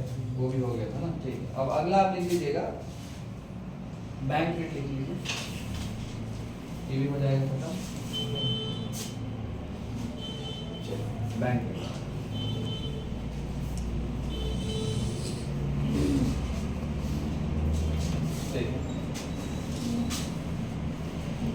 अगर हम बैंक रेट की बात करेंगे, ये भी किसके टूल्स का पार्ट है? मॉनेटरी पॉलिसी का इंस्ट्रूमेंट, और इसके अंदर क्वांटिटेटिव टूल्स का पार्ट है। ये हम बार बार इसलिए लिख रहे हैं बिकॉज आपके पेपर में वो पेयर्स बना के पूछ लेता है कौन सा टूल्स में कौन सा आता है। तो जहाँ पर परसेंटेज है वो क्वांटिटेटिव, और जहाँ पर नो परसेंटेज वो क्वालिटेटिव में आ जाता है। तो अब सवाल यहाँ पर ये है कि ये बैंक रेट बेसिकली होता क्या है। ठीक है, चलिए देखिएगा, समझिएगा। आप लोग रेपो रेट को अच्छे तरीके से समझ गए, ठीक है। और आप लोग एक बात और बताइएगा कि मॉनेटरी पॉलिसी कमेटी ये कब बना था? 2016 में बना था। तो जब 2016 में एक कमेटी बना था तो जाहिर सी बात है मॉनेटरी पॉलिसी इंस्ट्रूमेंट भी आया होगा इसी वक्त, इसी का पार्ट है बेसिकली। ये भी कब आया बताइए? 2016 में आया। तो अगर ये मॉनेटरी पॉलिसी इंस्ट्रूमेंट भी 2016 में आया था तो बताइए रेपो रेट भी तो इसी वक्त आया होगा। रेपो रेट ये जो हम लोग नॉर्मल पढ़ते हैं ओवरऑल, समझ पाए सारे लोग? उससे पहले नहीं था, उससे पहले नहीं था। अब क्वेश्चन यहाँ पर ये है कि प्री 2016 में हम लोग क्या यूज करते थे, ये पहला सवाल है यहाँ पर। 2016 से पहले जो भी बैंकिंग को अगर लोन चाहिए तो वहां पर कौन सा ऐसा इंस्ट्रूमेंट है जिसको यूज करके एक आरबीआई किसी भी कमर्शियल बैंक को लोन देता है? आई होप समझ पाए बात को। तो वहां पर जो पहला पर्पस था प्री 2016, रिमेंबर, तो ये पर्पस था एज ए लेंडिंग के तौर पर, लेंडिंग रेट था ये आरबीआई की तरफ से किसके लिए? किसी भी कमर्शियल बैंक के लिए। और इसी को आप आज के दौर में रेपो रेट भी बोलते हैं। बैंक रेट ही रेपो रेट है। हाँ, बट 2016 से पहले वो बैंक रेट है, कंफ्यूज नहीं होना है, हम फिर से बोल रहे हैं। 2016 में जब कमेटी बना और इंस्ट्रूमेंट जब आया तो रेपो रेट आया, सिंपल बात। बट सवाल ये है कि 2016 से पहले क्या काम कर रहा था? तो वहां पर bank rate as a repo rate की तरह काम कर रहा था। मतलब अगर किसी कमर्शियल बैंक को लोन चाहिए तो वो लोन आरबीआई जब देता था तो उसी रेट ऑफ इंटरेस्ट को हम लोग बोलते थे क्या? बैंक रेट होता है। आई होप मेरी बात समझ में आ गई, कोई दिक्कत तो अब नहीं है। लेकिन अब बात करते हैं यहाँ 2016 में। अब जैसे ही रेपो रेट आया 2016 में, इसका काम क्या है कि आरबीआई जिस रेट ऑफ इंटरेस्ट में किसी भी पार्टिकुलर बैंक को लोन देता है, that is called repo rate हो गया। अब तो कोई कंफ्यूजन होना भी नहीं चाहिए, ना ही कोई दिक्कत होना चाहिए। अब क्वेश्चन यहाँ पर ये है कि जब 2016 में रेपो रेट आया, अब ये बेचारा कहाँ गया फिर? अब तो पोस्ट 2016 हो गया ना ये वाला, समझ पाए? अब तो कंफ्यूजन दूर है। तो अब क्वेश्चन यहाँ पर ये है कि पोस्ट 2016 में अब इसका पर्पस क्या है, मतलब बैंक रेट का पर्पस क्या है। अब देखिए एक और बात, रेपो रेट में जब भी आरबीआई किसी भी बैंक को लोन देता है तो ये एक शॉर्ट टर्म लोन होता है। हाँ ना, बताइए। बताया था ऑलरेडी आपको। और शॉर्ट टर्म लोन का मतलब ये हो गया, या तो लोन एक दिन चलेगा या 364 दिन तक चलेगा, that is called short term loan. ये टाइम पीरियड यही होता है, 1 से लेकर 364 के बीच में होता है। इससे ज्यादा नहीं होगा, इससे ज्यादा होगा तो वो लॉन्ग टर्म हो जाएगा। इससे ज्यादा अगर हुआ तो वो लॉन्ग टर्म लोन का मतलब हो गया 1 साल या फिर मोर देन 1 ईयर। 1 ईयर। वो भी एक साथ ही है। हाँ, हम फिर से समझा रहे हैं इसको। जो शॉर्ट टर्म लोन होता है बेसिकली आपका एक दिन से लेके कब तक चला? 364। और लॉन्ग टर्म लोन 1 एक ईयर साथ ज्यादा। एक से ज्यादा हो गया। अब सुनिएगा, short plus long equal to ये बनेगा फाइनेंशियल मार्केट। क्या बनेगा? Financial market. और शॉर्ट टर्म मार्केट को बोलते हैं हम लोग मनी मार्केट, और लॉन्ग टर्म को बोलते हैं कैपिटल मार्केट। तो दोनों मिलेगा बनेगा फाइनेंशियल मार्केट। अब एक बात को समझ लीजिए, फिर से बोल रहे सुनिए। एक लोन होता है शॉर्ट का मतलब क्या हो गया? एक से लेके 364 दिन। और लॉन्ग का मतलब एक साल से ज्यादा। अब जो शॉर्ट टर्म मार्केट होता है उसी को हम लोग मनी मार्केट भी बोलते हैं। हाँ, मनी मार्केट। जो यहाँ पर हम लिख दिए मनी मार्केट। और जो लॉन्ग टर्म होगा उसको क्या बोलेंगे? Capital market. Capital market. अब दोनों को मिला देंगे तो क्या बनेगा? Financial market. फाइनेंशियल मार्केट बनेगा। कोई कंफ्यूजन नहीं होना चाहिए। अच्छा, जो मनी मार्केट है पहले क्या है? कैपिटल मार्केट है। अभी जो कैपिटल मार्केट है इसका भी 2 पार्ट होता है। कितना पार्ट होता है? 2 पार्ट। एक होता है प्राइमरी मार्केट, एक होता है सेकेंडरी सेकेंडरी मार्केट। मार्केट। अच्छा, ये जो सेकेंडरी मार्केट है इसी को हम लोग बोलते हैं शेयर मार्केट। Share market. अब एक बार पढ़िए, माइंड मैप समझ लीजिए। 1 सेकंड में रिपीट कर दे रहा हूँ। रेपो रेट जो है वो पोस्ट 2016 से आया है। बस 2016 से जो पहले था वो बैंक रेट था। और रेपो रेट का मतलब आपको मालूम है कि एक पार्टिकुलर कमर्शियल बैंक को अगर पैसा चाहिए तो जिस रेट ऑफ इंटरेस्ट में reserve bank of India loan देता है किसी भी कमर्शियल बैंक को, that is called repo rate. और रेपो रेट में जो भी लोन होगा वो क्या होगा? शॉर्ट टर्म या लॉन्ग टर्म? मैंने लिखवा दिया। Short term. और शॉर्ट टर्म का मतलब 1 से 364 दिन। आ हो गया था क्लियर? अब आप मुझे बताइए कि रेपो रेट में कंडीशन ये है कि इसका लोन का जो सिस्टम शुरू होता है, रिमेंबर शॉर्ट टर्म तो मैंने बता दिया आपको 1 से लेके 364। बट जो रेपो रेट में क्या होता है कि इसमें मिनिमम आपका 7 डेज और जो मैक्सिमम चलता है वो 3 से 6 महीने तक चलता है। तो ये भी तो शॉर्ट में आ गया ना? हाँ, ये भी शॉर्ट में आ गया। Yes, sir. लेकिन प्रॉपर एक डेट भी है इसके साथ। मिनिमम क्या है? प्रॉपर्टी 7 दिन। मिनिमम 7, मैक्सिमम 3 से 6 6 महीना। या तो 90 दिन या तो फिर 180 दिन। लेकिन अगर हम पूरा ओवरऑल शॉर्ट टर्म की बात करेंगे तो एक दिन से लेके 364। 364। कंफ्यूज तो नहीं है ना? श्योर? अब बोलिएगा इतना का गड़बड़ चल रहा है ना? अब देखिए, अगर किसी को एक दिन का लोन चाहिए तो ये होता है इमरजेंसी। हाँ या ना बताइए? एक दिन के लोन में इसको हम लोग क्या बोलते हैं? इमरजेंसी। अच्छा, एक दिन से ऊपर अगर गया तो ये 2 दिन से 13 दिन चलता है। ये बैंक का रूल है पूरा, और हमारे इकोनॉमिक्स का, हमारे फाइनेंशियल सिस्टम का भी रूल है।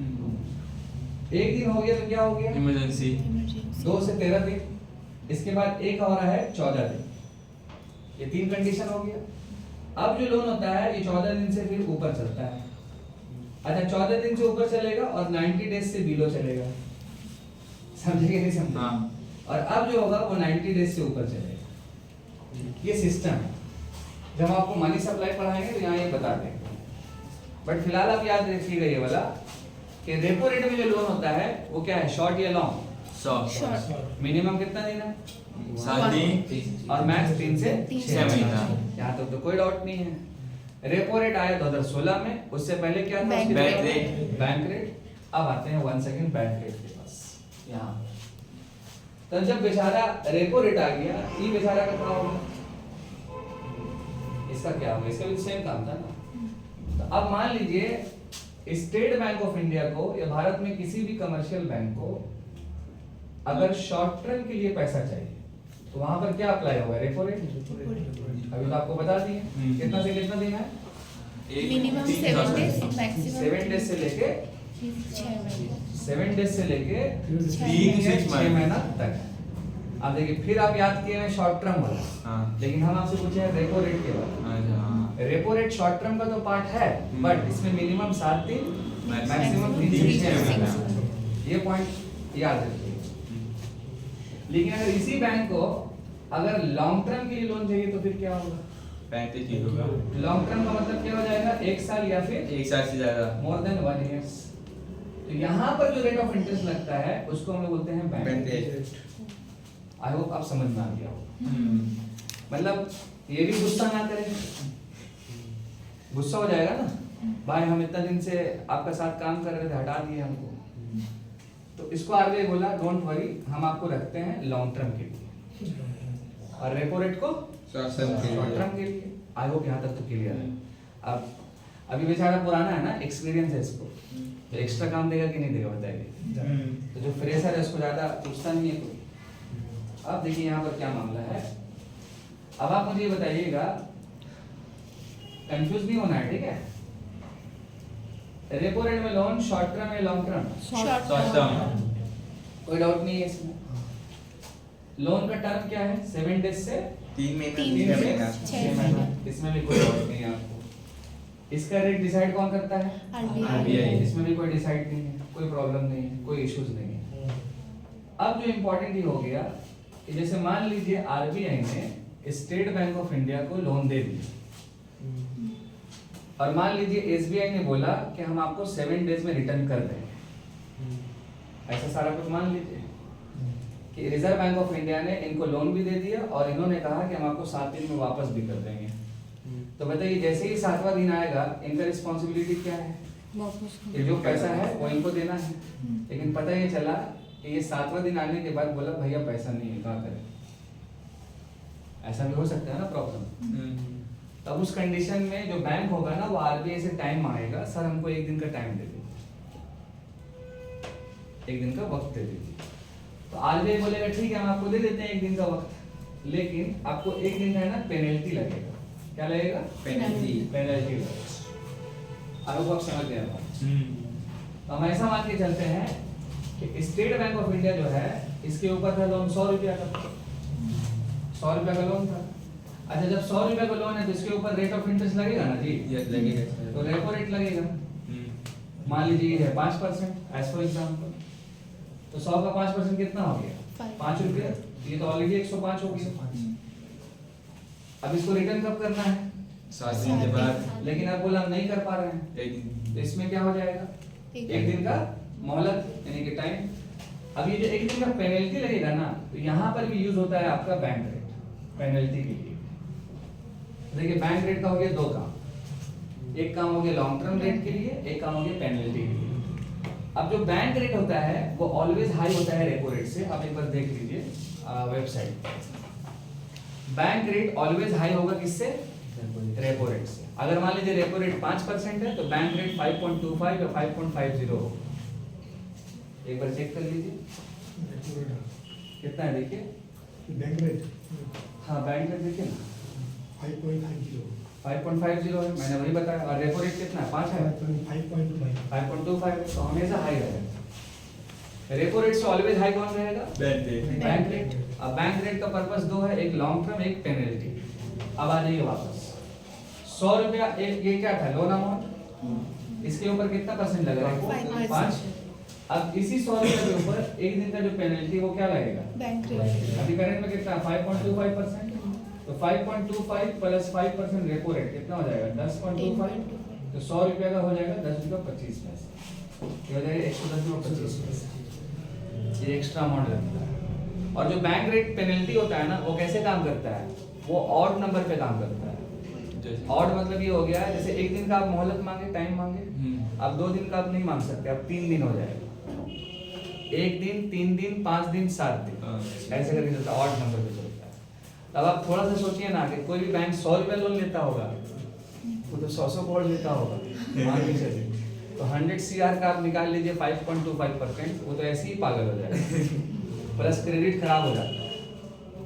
जैसे एक कस्टमर अगर लोन लिया किसी भी बैंक से या नॉन बैंक से अगर आप और हम भी टाइम पे नहीं दे पाएंगे तो मेरा सिविल खराब हो जाता है। हाँ। उसी तरह किसी भी कमर्शियल बैंक का आरबीआई के साथ अगर रिलेशन खराब हुआ तो वहां पर भी स्कोर खराब हो जाता है। आई होप मेरी बात समझ ली। और जब कभी आप देखिएगा कि कोई बैंक अननेसेसरी लोन बांटा और वो वापस नहीं आ रहा है रिकवर नहीं हो रहा है तो उस कंडीशन में क्या हो जाएगा कि वो बैंक जो है ना वो नॉन परफॉर्मिंग हो जाएगा। नॉन परफॉर्म मतलब ये हो गया लॉस में चला जाएगा। इसीलिए आप देखिएगा जो बैंक लॉस में जाता है ना तो भारत के अंदर देखिएगा बहुत सारे बैंकों को मर्ज कर दिया गया। हाँ 2019 में हुआ याद होगा आपको 20 में भी साथ साथ हुआ। अभी करंट में जो पब्लिक सेक्टर बैंक है टोटल 11 है और एक एसबीआई को जोड़िएगा तो 12 ही हो जाएगा। लेकिन अगर आप पहले देखते तो टोटल 28 था और उससे पहले 42 था।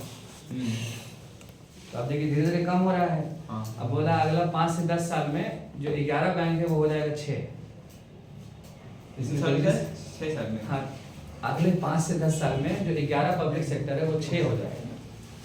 और एक एसबीआई हाँ और एक अलग एसबीआई वो तो एसबीआई रहेगा ही रहेगा। एसबीआई का लेवल और नॉर्मल बैंक का लेवल में डिफरेंसेस है क्योंकि एसबीआई का जो 60% शेयर है ना वो आरबीआई के पास है। जो 60% मालिक है ना एसबीआई का वो आरबीआई खुद ही आरबीआई है। हाँ आरबीआई शेयर लिए है उसका और reserve bank of India ministry of finance के अंदर काम करता है। सिंपल। अब बताइए कौन सा टूल बचा। बैंक रेट तो लिखवा देंगे अभी ये तो समझ में आ गया ना पूरा। सर हाँ बोलिए। हाँ ले अरे फोटो बोल रहे थे इसमें क्या समझ में आया मैंने सांप सीढ़ी कर दिया।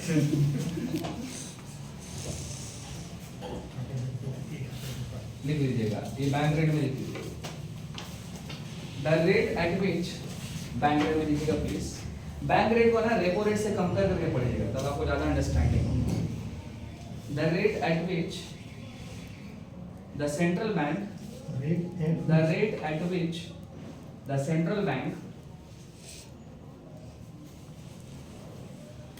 the rate at which the central bank lends money to commercial bank or financial institutions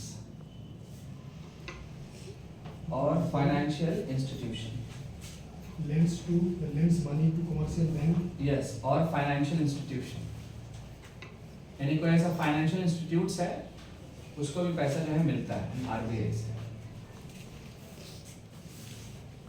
ये इसका छोटा सा डेफिनेशन हो गया। सर वॉशरूम जाए। हाँ हाँ जाइए ना।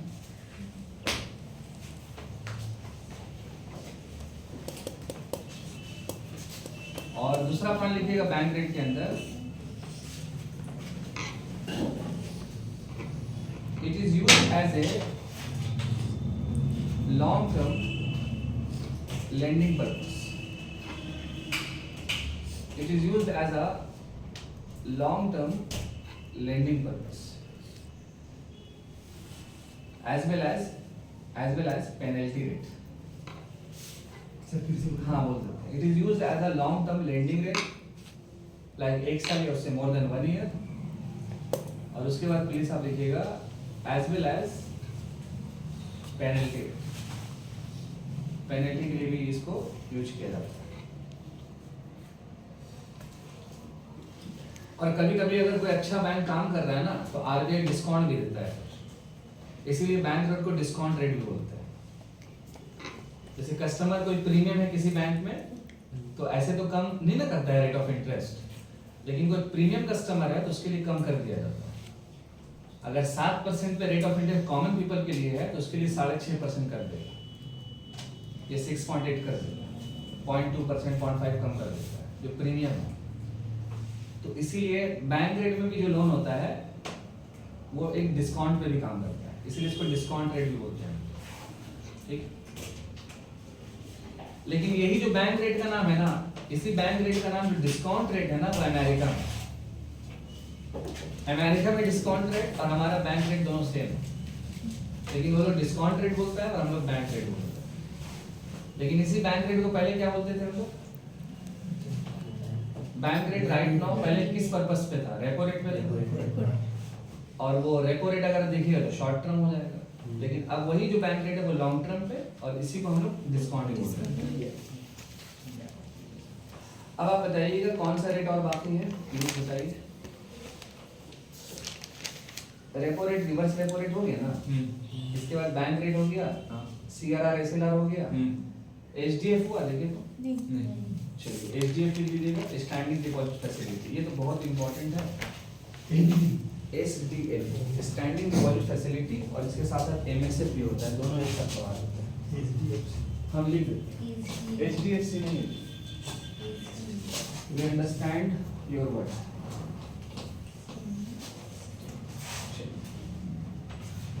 SDF standing deposit facility, SDF। अच्छा, it is also part of monetary policy instrument under the quantitative rules। ये पॉइंट रिमेंबर है।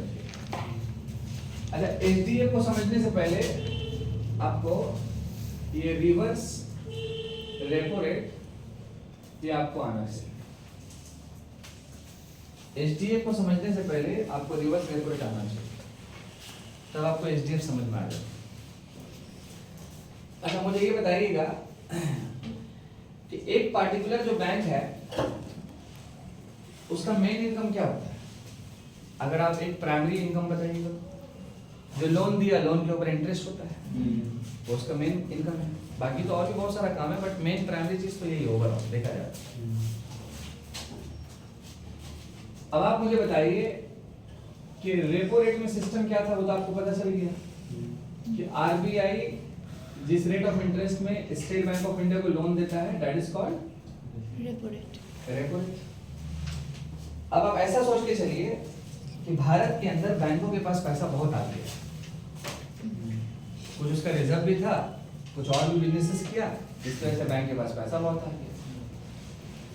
तो कई बार आप नहीं देखते हैं कि कोई अगर शॉप चला रहा है, सुनिएगा, अगर कोई शॉप चला रहा है, कपड़ा बेच रहा है, तो बहुत ज्यादा कपड़ा के स्टॉक आने से देखिए बीच में सेल निकाल देता है या डिस्काउंट लगा देता है, या कई बार ऐसा भी होता है कि ठंडा कपड़ा निकालना है तो सेल में हटा दिया उसको, ज्यादा होने से तो ये सब होता है। तो अगर किसी बैंक के पास अगर ज्यादा पैसा आ गया, पैसा अगर ज्यादा आ गया, तो ये क्या करेगा? ये कस्टमर को लोन देना चाहेगा, है ना, बोलिए। और कस्टमर को लोन देने का मतलब क्या हो गया कि कस्टमर को उस रेट ऑफ इंटरेस्ट में लोन देगा जिससे कस्टमर अट्रैक्ट हो जाए, है ना, बताइए। तो पापा फोन आ रहा था। हाँ जी। अब जैसे मान लीजिए एक बैंक का रेट ऑफ इंटरेस्ट है, मान लीजिए 8%। अरे बाहर निकल के बात कर लीजिए।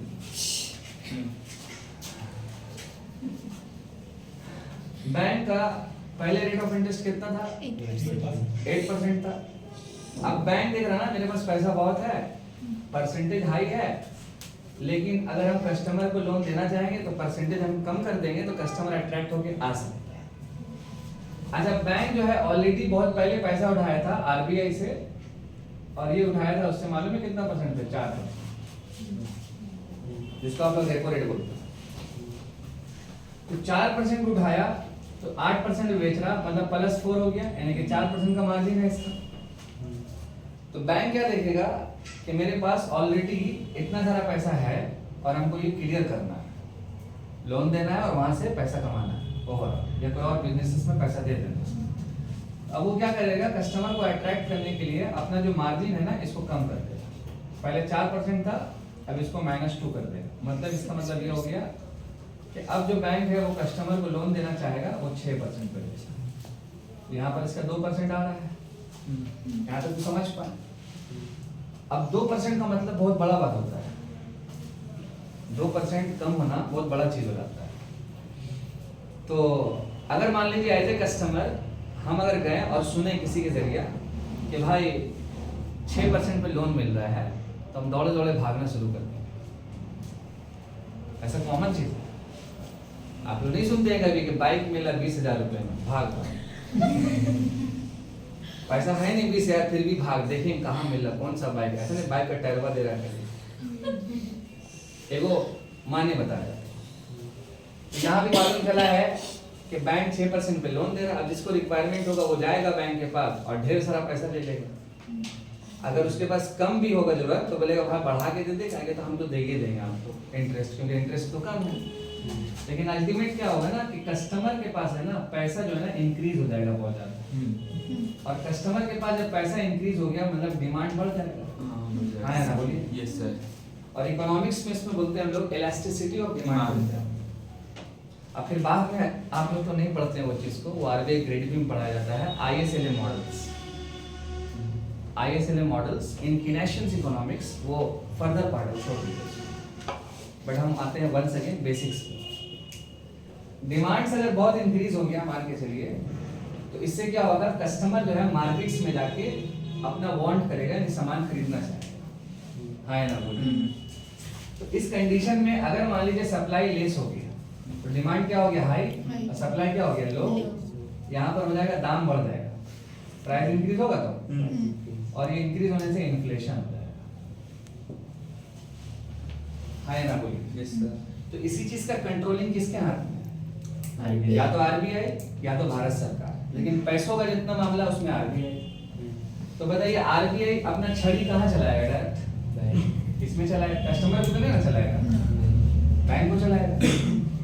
तो बैंक को जब छड़ी चलाएगा तो क्या बोलेगा? बोलेगा ए बाबू आप जो ये बांट रहे हैं ना ये सब नाटक, ये जो एक्स्ट्रा पैसा है ना, एक काम कीजिए ना, हमको दीजिए ना, ये जो एक्स्ट्रा पैसा है हमको दे दो। तो अब बैंक है, बात तो मानना पड़ेगा। तो अब ये जो बैंक है एक्स्ट्रा पैसा अगर ये इसको दे देगा मान लीजिए, अब क्या होगा कि रिजर्व बैंक ऑफ इंडिया अब स्टेट बैंक ऑफ इंडिया को क्या करेगा, एक रेट ऑफ इंटरेस्ट वो देगा। अब यहाँ देखिए उल्टा हो रहा है, मतलब अब जो भरपाई अगर करेगा कोई, जैसे मान लीजिए मेरे पास पैसा हम आरबीआई को दे दिए, तो जितना दिन तक रहेगा ना उसके ऊपर जो इंटरेस्ट होगा वो आरबीआई भरेगा उस बैंक को। आई होप समझ पाए। तो हम ऐसा मान के चलते हैं कि आरबीआई अगर इसको इंटरेस्ट भर रहा है तो मान लीजिए ये है 3.5%। कितना परसेंट है? 3.5% है। और इस 3.5% मान लीजिए इसको मिल गया। अब इसी 3.5% को हम लोग बोलते हैं रिवर्स रेपो रेट। लेकिन यहाँ पर 2-3 तरह का प्रॉब्लम है।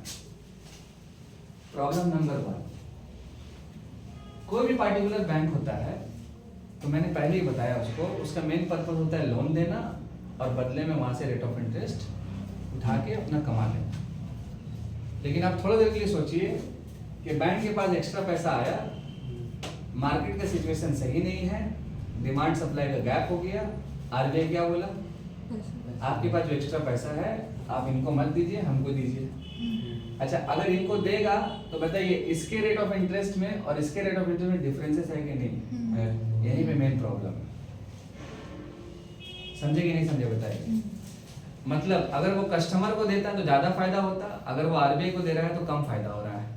तो बैंक तो फायदा देखता है, इसीलिए तो वो शेड्यूल कमर्शियल बैंक है ना, कमर्शियल लगा हुआ है। तो अब ये इस बारे में ना बहुत विवाद हुआ भारत के अंदर, जो बैंक का यूनियन और एसोसिएशन होता है, खासकर आपका आईबीए उसको बोलते हैं, मतलब आपका इंडियन बैंक एसोसिएशन। ये बैंक का यूनियन है पूरे भारत के अंदर, काफी बड़ा है। तो आईबीए जो है ना वो आरबीआई को बात रखा, बोला सर देखिए ये सब इशू है। तो आरबीआई मालूम है क्या बोला इसको, बोला देखिए अगर ये सिचुएशन गलत है, मतलब यहाँ पर प्रॉब्लम है तो इकोनॉमी लॉस हो जाएगा ना पूरा। तो हम तो उस कंडीशन में ना इसको रोकना चाह रहे हैं, हम ऐसा थोड़ी बोल रहे हैं कि इसको कंप्लीट हम रोक दें, लेकिन अभी सिचुएशन प्रॉब्लम में है और उसका कंट्रोलिंग तो मुझे करना है ना। तो कंट्रोलिंग करने का तरीका यही होता है। तो फिर भी आरबीआई क्या किया, एक बीच का रास्ता निकाला। क्या निकाला? बीच। एक मिडिल का रास्ता निकाला। अब दोनों के बीच में बैठा हुआ रास्ता निकलेगा। तो आरबीआई क्या किया, लगभग 2022 में एक नया टूल्स बनाया, इसी टूल्स का नाम था SDF, that is called standing deposit facility. आप यहाँ तक समझे कि नहीं समझे पहले बताइए, कोई डाउट्स तो नहीं? सबसे बड़ा कंसर्न क्या था यहाँ पे? परसेंटेज को लेके एक टूल बनाया, कौन कब बनाया दिखा दिया आपको। अब देखिए 2022 में बना है, बिल्कुल लेटेस्ट है देखा जाए। और मॉनेटरी पॉलिसी कब बना? 16 में। तो अब क्वेश्चन यहाँ पर ये है कि ये जो SDF है ये होता है, बन तो गया बट होता क्या है? अब सुनिए क्या है, स्टैंडिंग डिपॉजिट फैसिलिटी। जिस तरह से आप एक गाड़ी को पार्क करते हैं किसी भी पार्किंग में या मॉल जाते हैं तो नीचे पार्क करते हैं, उसी तरह से रिजर्व बैंक ऑफ इंडिया किसी भी बैंक को 2 ऑप्शन दिया। कितना ऑप्शन दिया? 2 option. There are 2 types of, यहाँ पर आपका टाइप्स बताया option. There are 2 options. First one जो पहले से था आपका क्या, रिवर्स रेपो रेट, और एक आ गया दूसरा नंबर पे क्या, SDF। बट दोनों में डिफरेंसेस है, हम आपको बताना चाह रहे हैं। सबसे पहले इसको आप समझ लीजिए। SDF का मतलब वो होता है कि जब कभी भी किसी कमर्शियल बैंक के पास एक्स्ट्रा पैसा है, सुनिएगा वही बात देखिए ये दोहराया जा रहा है, तो अपना पैसा ये पार्क कर सकता है किसके पास? रिजर्व बैंक ऑफ इंडिया के पास, और बदले में RBI क्या करेगा? इसको एक रेट ऑफ इंटरेस्ट पे कर देगा। तो बताइए ये बात और ये बात कॉमन है कि नहीं? अगर थोड़ा समझ के चलिए फर्क कहाँ है? फर्क तो कुछ नहीं है, लेकिन फर्क देखिए क्या है। SDF में क्या किया है, जो रेट ऑफ इंटरेस्ट है ना इसको हाई कर दिया। अब आप चेक कर लीजिए RBI का वेबसाइट, देखिए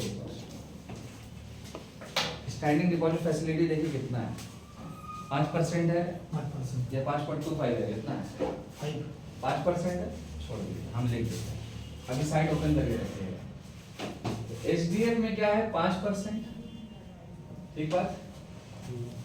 अब आप मुझे ये बताइएगा, एक कस्टमर जो होता है उसका 2-3 तरह से अकाउंट हो सकता है, सेविंग्स अकाउंट, करेंट अकाउंट, और अगर ज्यादा पैसा है तो FD भी करवा सकता है।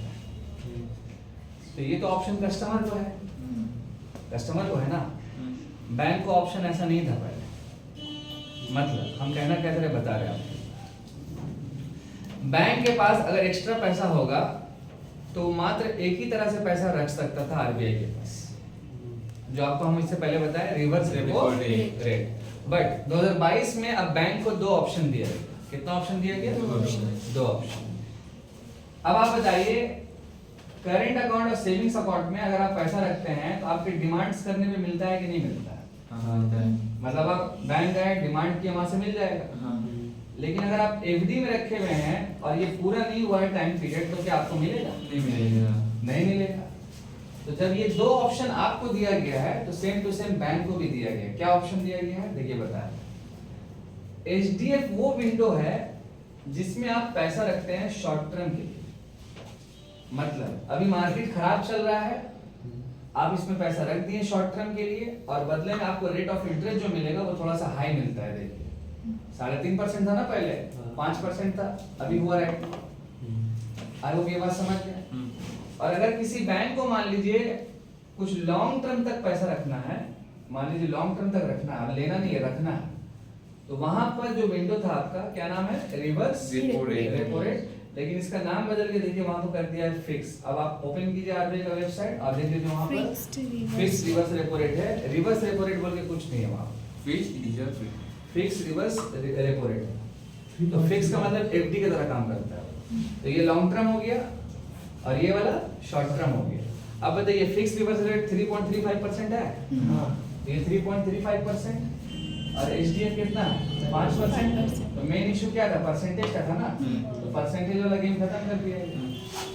अब आप बोलिएगा अभी भी नुकसान हो रहा, तो इतना RBI फिर नहीं सुनता है, क्योंकि वो तो पेरेंट्स है ना बैंकिंग का पूरा, उसको तो चलाना है ना बैंक को।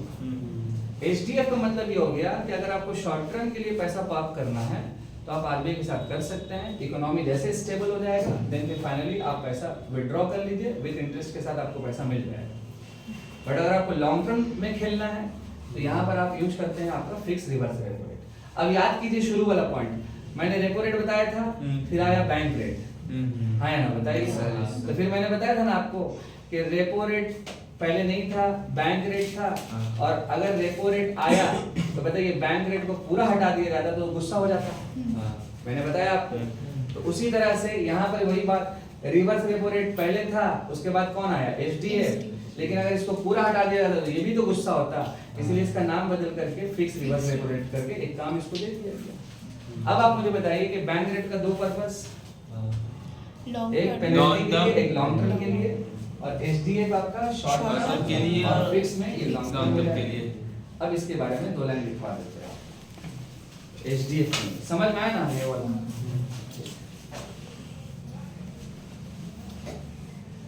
एचडीएफ में लिख लीजिएगा आप लोग, अंडर एचडीएफ यानी कि आपका वो स्टैंडिंग डिपॉजिट फैसिलिटी। आप लोग जब आ रहे थे ठंडा बहुत ज्यादा था क्या? कि अंदर भी तो समझ में नहीं आ रहा है। हवा हाँ, ट्रेन तो डेंजर है बाप रे। टोपी पिलाए ना, ट्रेन तो नहीं डेंजर है। चलिए, अंडर एचडीएफ यानी कि standing deposit facility, bank can place, banks can place surplus deposits, surplus मतलब फायदा, ठीक है, surplus SURPLUS, surplus deposits with the RBI,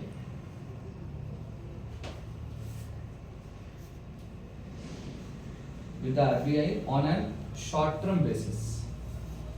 short term में यहाँ पर 5 दिन, 10 दिन, 15 दिन भी हो सकता है, ठीक है ना, short term short term basis. Short term में आपका एक दिन भी हो सकता है, क्योंकि शॉर्ट टर्म में का मतलब आपको बताया था। अब एचडीएफ में क्या होगा, एक पॉइंट और देखिए खत्म हो जाएगा। इट एब्जॉर्ब लिक्विडिटी, एब्जॉर्ब का मतलब आरबीआई बैंक से पैसा ले लेता है, absorb ABSORBS, liquidity from commercial banks, from commercial bank, from commercial bank without collateral। ये फिर से बोलिए। हम बोल देते हैं, it absorb liquidity from commercial bank without collateral। ये जो without collateral है ना उसको अंडरलाइन कर दीजिएगा, क्योंकि आपको याद होगा collateral का स्पेल COLLATERAL। अब आप लोग याद होगा कि जब आप रेपो रेट पढ़ रहे थे तो रेपो रेट में कोलैटरल लगता है, हाँ ना बोलिए, बट देखिए एचडीएफ में नहीं लगता, सेम टू सेम रिवर्स में भी नहीं लगता है, ठीक है। एचडीएफ आई होप समझ में आ गया। फिर मैंने ये बता दिया ये कब इंट्रोड्यूस हुआ, 2022 में इंट्रोड्यूस हुआ। अच्छा, एक और विंडो है last which is called MSF, marginal standing facility. देखिए वो भी होगा आपका आरबीआई के उस प्रोफाइल में लिखा हुआ होगा MSF, marginal standing facility, MSF. अच्छा, मार्जिनल स्टैंडिंग जो फैसिलिटी है ना, ये 2011 में शुरू हुआ था, 2011 में। पहला पॉइंट आप ये लिख दीजिएगा उसमें एमएसएफ के अंदर, ये 2011 में आया बेसिकली।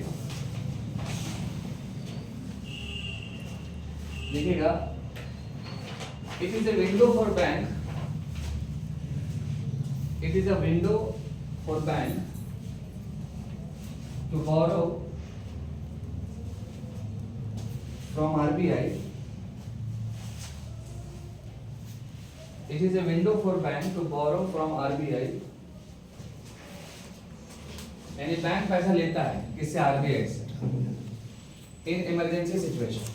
अब यहाँ पर इमरजेंसी है, देख लीजिएगा। इमरजेंसी का मतलब होता है 1 डे, यानी दैट इज कॉल्ड ओवरनाइट, ठीक है ना। Emergency situation when interbank, when interbank liquidity dry up completely, when interbank liquidity dry up completely,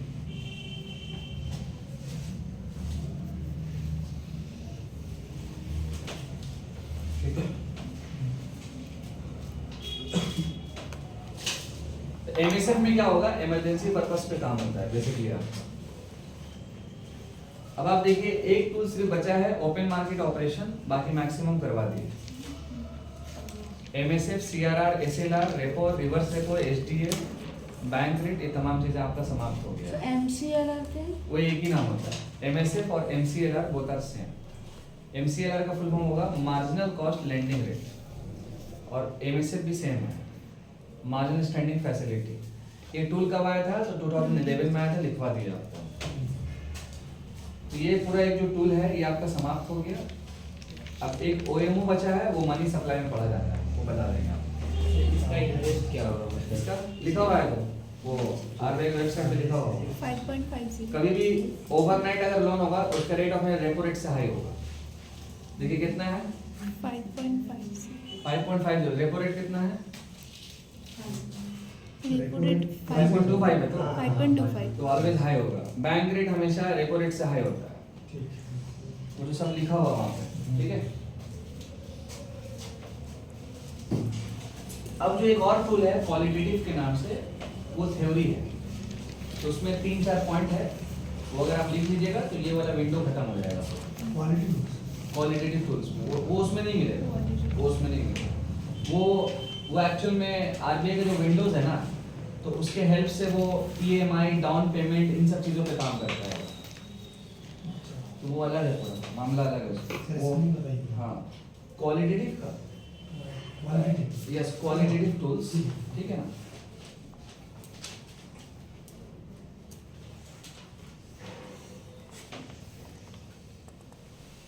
qualitative में क्या क्या लिख पाए थे, 3-4 नाम हुआ इसका, Rationing of credit, हाँ, margin of loan, okay, moral suasion, direct action. हाँ direct action, publicity।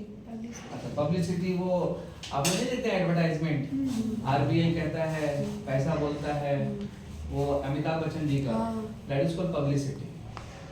तो इस तरह का वो भी एक तरह का विंडोज है जो पब्लिक को अवेयरनेस कर रहा है। वो नहीं बोलता है आप ओटीपी सबको शेयर कर दीजिए, एटीएम का पिन सबको बता दीजिए, नहीं बताइए। बोलता है ना, वो वाला अमिताभ बच्चन का ऐड जो होता है, वही सब पब्लिसिटी होता है। सावधान रहो, सतर्क। कौन सा? Reserve bank. हाँ, ये तो आप उस पर ज्वाइन किए हुए शायद, ये तो करेगा ही, उसका आईटी टीम है पूरा।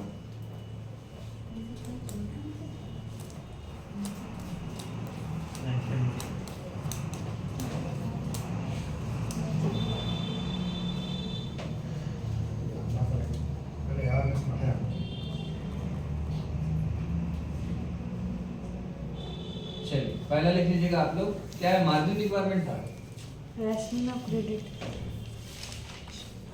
लिखिएगा रैशनिंग ऑफ क्रेडिट में। अच्छा, रैशनिंग ऑफ क्रेडिट और क्रेडिट सीलिंग दोनों एक ही नाम होता है, और क्रेडिट सीलिंग लिख लीजिएगा, दोनों एक ही नाम होता है। रैशनिंग ऑफ क्रेडिट और क्रेडिट सीलिंग दोनों एक ही नाम होता है। तो इसमें आप देखिएगा अंडर दिस द आरबीआई, हाँ ceiling,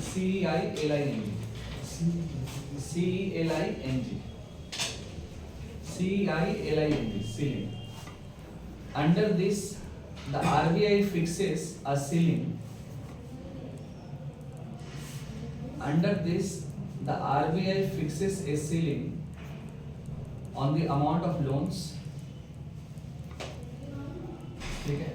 Under this, The Reserve Bank of India fixes a ceiling on the amount of loans. On the amount of loans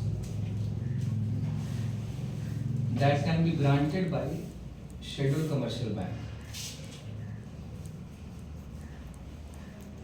That can be granted by scheduled commercial bank. That can be granted by scheduled commercial bank. इसका मतलब वही हो गया ना कि reserve bank of India को अगर लगता है ये बैंक अच्छा परफॉर्म नहीं कर रहा है, तो अगला 6 महीना साल भर में बोल देगा कि आपको इतना पैसा में ही काम करना है, इससे ऊपर हम नहीं जा पाएंगे। That is called credit ceiling. मतलब एक उसमें क्या बोल सकते हैं, प्रोटेक्शंस लगाते हैं, रिस्ट्रिक्शन बोल सकते हैं। सॉरी, देखिएगा, as a result scheduled commercial bank, as a result, scheduled commercial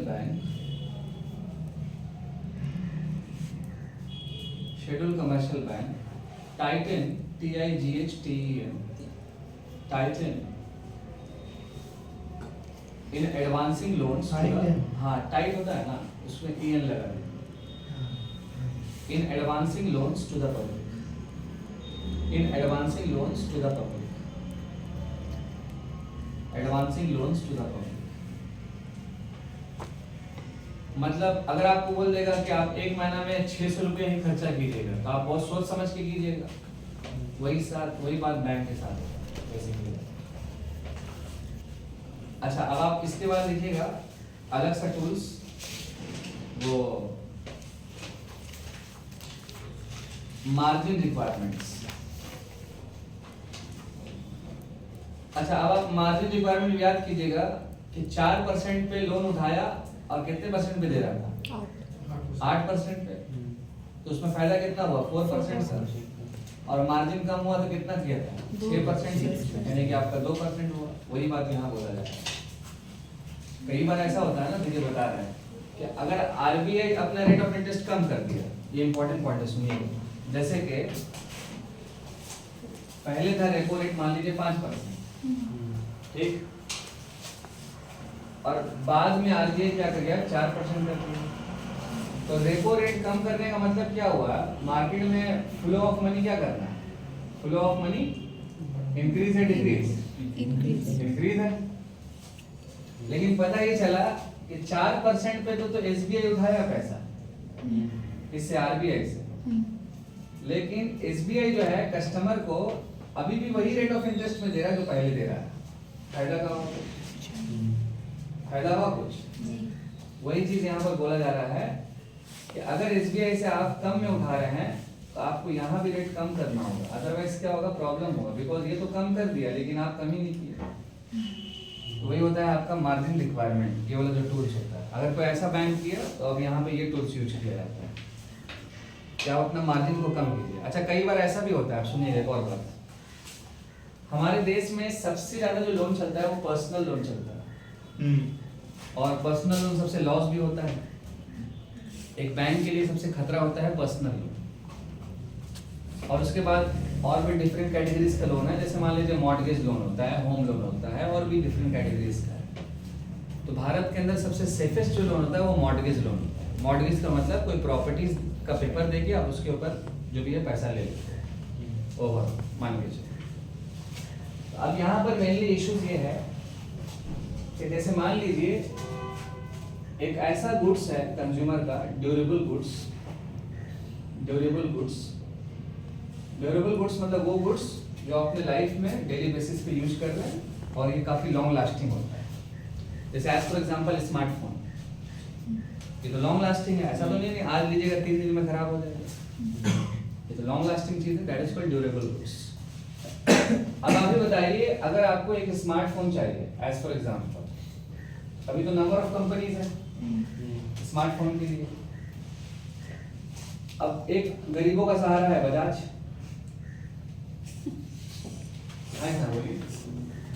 आप पहुंचे, आपके पास 500 रुपये भी है तो सुनने में आता है कि 500 रुपये में भी ले करके कुछ लेन देन करके दे देता। और पहले वो सुन रहे थे कि आप वो नो डिपॉजिट भी है, नो डीपी, आप आइए मोबाइल लेके चले जाइए, बीच में ये भी था।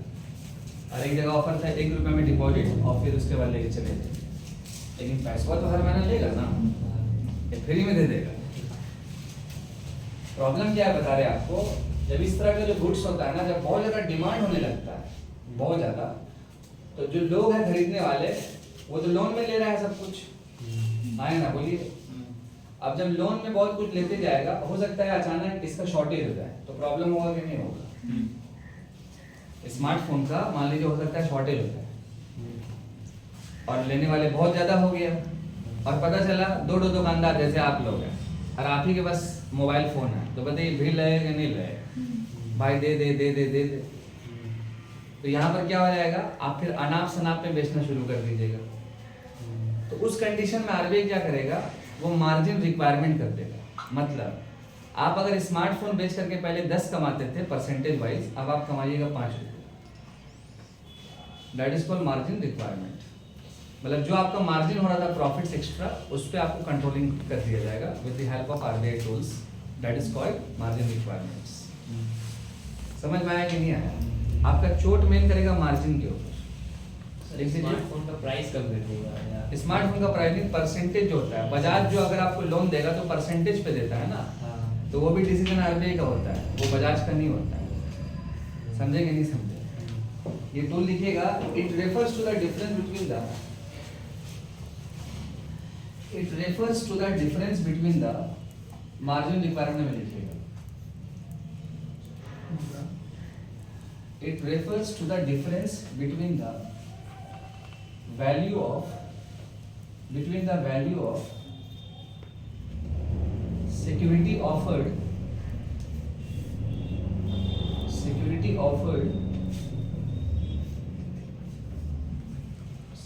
offered for loans and the value of loans actually granted. And the value of loans actually granted. And the value of loans actually granted. Full stop. एक आखिरी पॉइंट खत्म। If RBI want to control, if RBI wants to control the flow of credit to a particular sector मतलब अलग अलग जो sector होता है हमारे इकोनॉमिक्स में, particular sector,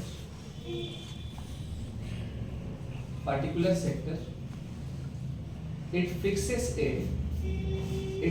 a high margin for that sector.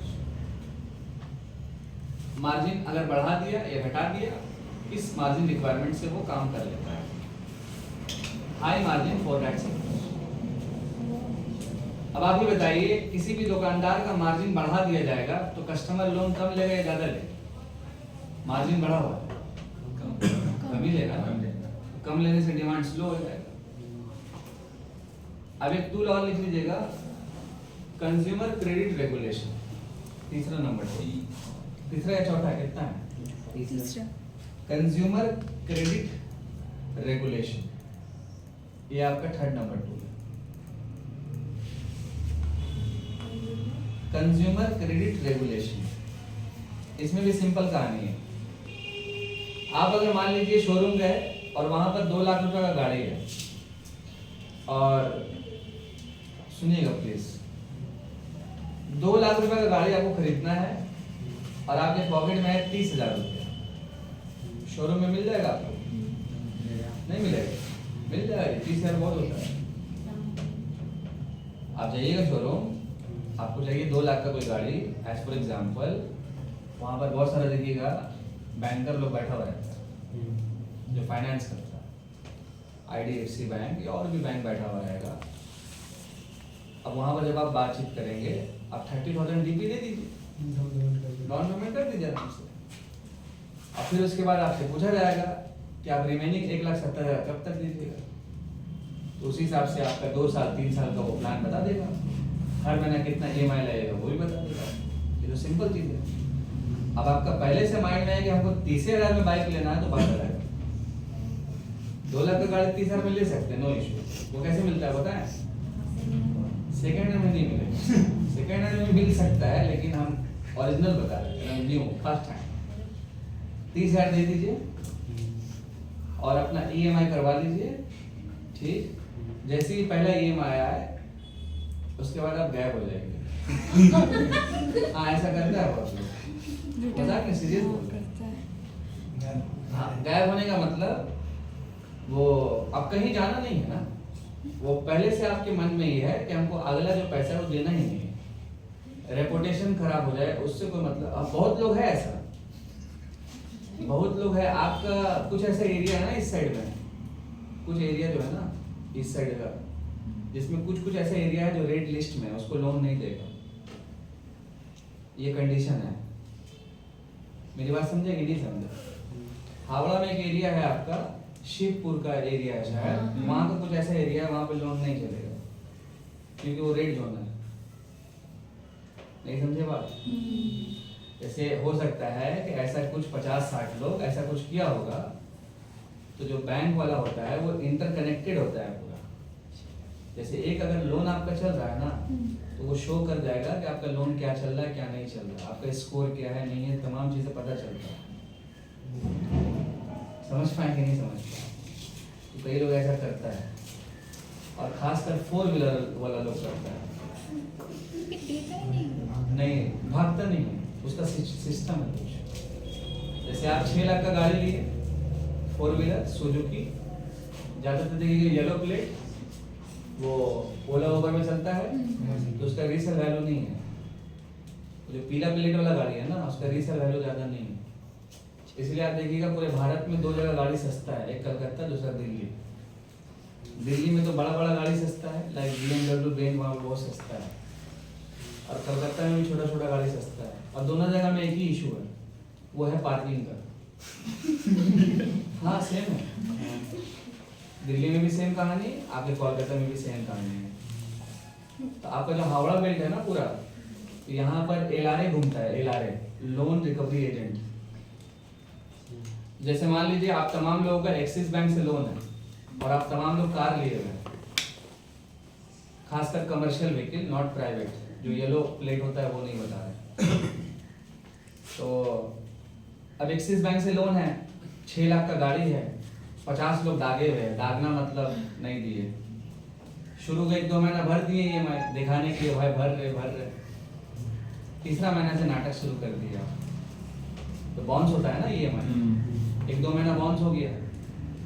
तो अब जो पार्टिकुलर बैंकिंग होता है वो ये देखता है ना कि इस अकाउंट से जो लोन लिया गया है, अब इसमें थोड़ा थोड़ा है ना गड़बड़ लग रहा है। मतलब गड़बड़ बोले तो यहाँ से जो लोन है वो वापस नहीं आ पा रहा है। अब इन लोगों का एक लिस्ट होता है, फिर वो लिस्ट को हम लोग बोलते हैं SM0, SM1, SM2। क्या बोलते हैं जल्दी बताइए? SM0, 1 and 2। मतलब अगर आप 1 महीना बाउंस किए, आप चल जाइएगा 0 में। आप 2 महीना बाउंस किए 1 में, और 3 महीना किए 90 दिन, आप चल जाइएगा SM2 में। तो SM2 का मतलब वो हो गया बैंक के हिसाब से कि वो ऐसा लोन या ऐसा पैसा जो अब वापस आने वाला नहीं। SM0 में उम्मीद होता है, उसके बाद उम्मीद पे पानी फेरा जाएगा SM2 1, और नाकामयाबी हो गया SM2 के 90 डेज वाला मामला। फिर वहीं से एक टॉपिक होता है non performing asset, that is called NPA। तो ऐसा पैसा जो आपको वापस नहीं आ पाएगा, तो उस कंडीशन में जो बैंकिंग होता है वो एक थर्ड पार्टी को हायर करता है। थर्ड पार्टी में भी कोई कंपनीज होता है, उसका काम होता है लोन रिकवरी करने का। अब उसी लोन रिकवरी कंपनी से बहुत सारे लोग जुड़ जाते हैं, अब वो बन जाता है एजेंट। अब उसको आपका पूरा डिटेल दे देगा, कब गाड़ी लिया, कितना लोन दिया, कितना नहीं दिया। अब आपका टारगेट हो जाएगा हर महीना कि आपको इस महीना 5 लोगों को पकड़ के लाना है। अब वो क्या करेगा, अपना बाइक से वो ट्रैकर रहता है पूरा पता करने के लिए जो व्हीकल्स आपका चल रहा है, कहाँ कहाँ चल रहा है, वो पूरा एक एरिया घूमते रहेगा। जैसे ही पता चलेगा हावड़ा में, वो ब्लिंक करेगा उसका एप्लीकेशन पे कि आपका गाड़ी यहाँ पर मूव कर रहा है, अब आपका पीछा करना शुरू। अब आपको अगर घेर के पकड़ लिया, मान लीजिए ऐसा होता है, तो फिर वहाँ पर एजेंट क्या करता है ना, आपसे सेटलमेंट कर लेता है। जैसे उसको लोन देना है मान लीजिए 5 लाख, तो आपको 5,000 रुपये देगा, भाई हटान खत्म करना, जाने देना, ताकि आप उसको पकड़ करके वहाँ भेजिएगा तभी ना हो पाएगा। तो 3,000 2,000 में सेटलमेंट होके निकल जाता है। समझे कि नहीं समझेगा? समझे? तो ये सिस्टम कॉमन हो गया है राइट नाउ। अब बाइक वाला तो खैर कॉमन है। बैंक क्या करेगा, कुछ थोड़ी करेगा। सिविल खराब होगा जो सिविल के बारे में सोचा है, उसे भी सब थोड़ी सोचता है। दूसरा बात, प्रॉपर टाइम में लोन दे देंगे यार, उसको दोबारा नहीं मिलेगा। हाँ, दोबारा नहीं जिंदगी में नहीं मिलेगा। जिंदगी जो होता है ना, जिंदगी में नहीं लाइफ टाइम मिलेगा। नहीं मिलेगा। फिर इसको कोर्ट से केस लड़ना पड़ेगा, फिर केस जीतना होगा, फिर एफिडेविट बना के, फिर एनओसी लेकर के फिर जाना होगा। इमरजेंसी आ गई तब भी नहीं नहीं देगा। मिलेगा बोले तो। एक बार अगर ऐसा गड़बड़ हो गया किसी के साथ, जिंदगी में नहीं मिलेगा। क्योंकि हर सिस्टम उन लोग इंटरकनेक्टेड है पूरा, वो रेड लिस्ट हो जाता है। तब वो उधारी लेगा किसी कौन सा? और से, किसी और से। अब वो आस-पास वाला दे दे, बात अलग। चलिए आगे बढ़ते हैं। किसको चुना लगा? Consumer credit regulation. आपका बेलूर और बाली के एरिया में चूना लगाने वाला बहुत है। तो नहीं बता रहे, क्रेडिट कार्ड का बहुत केस हो रहा है इधर से। क्रेडिट कार्ड का जो फ्रॉड है ना, इधर से ज्यादा हो रहा है। और जो लड़का लोग कर रहा है, खुलेआम घूम भी रहा है। और आसपास का जो पड़ोसी है कुछ बोल भी नहीं पा रहा, क्योंकि वो सब रंगदार है। क्योंकि उसी का पैसा थाना में भी जा रहा है। ये वाला जो थाना है कॉलोनी के अंदर, कोई कुछ नहीं करता, क्योंकि उन लोगों का ट्रांजेक्शन है बहुत बड़ा है, नहीं कर पाएगा कोई। लूटा किसको जा रहा है मालूम है? जो बेवकूफ है। और पैसा उन लोगों का है ना डिसेंट्रलाइज्ड है। डिसेंट्रलाइज्ड मतलब अगर मान लीजिए 1 लाख रुपए आ रहा है तो 20,000 20,000 20,000 ऐसे करके बांट दे रहा है। जिसके अकाउंट में बांटा 20,000 उससे ले लिया और उसको 500 रुपए दे दिए थे। पकड़ाया था, मामला है। चलिए आगे बढ़ते हैं। कंज्यूमर क्रेडिट रेगुलेशन लिखिएगा please. If there is excess demand for certain consumers, if there is excess demand, if there is excess demand for certain consumer durable good, if there is excess demand for certain consumers durable goods,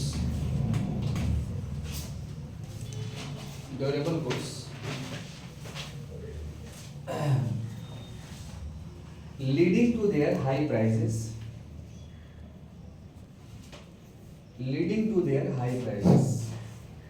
ये मतलब समझ गए होंगे ना? Comma लिखिएगा please. The RBI reduces consumer credit. RBI क्या करेगा इस कंडीशन में? जो कंज्यूमर क्रेडिट है उसको रिड्यूस कर देगा। The RBI reduces consumer credit. The RBI reduces consumer credit. ये समझ पाए?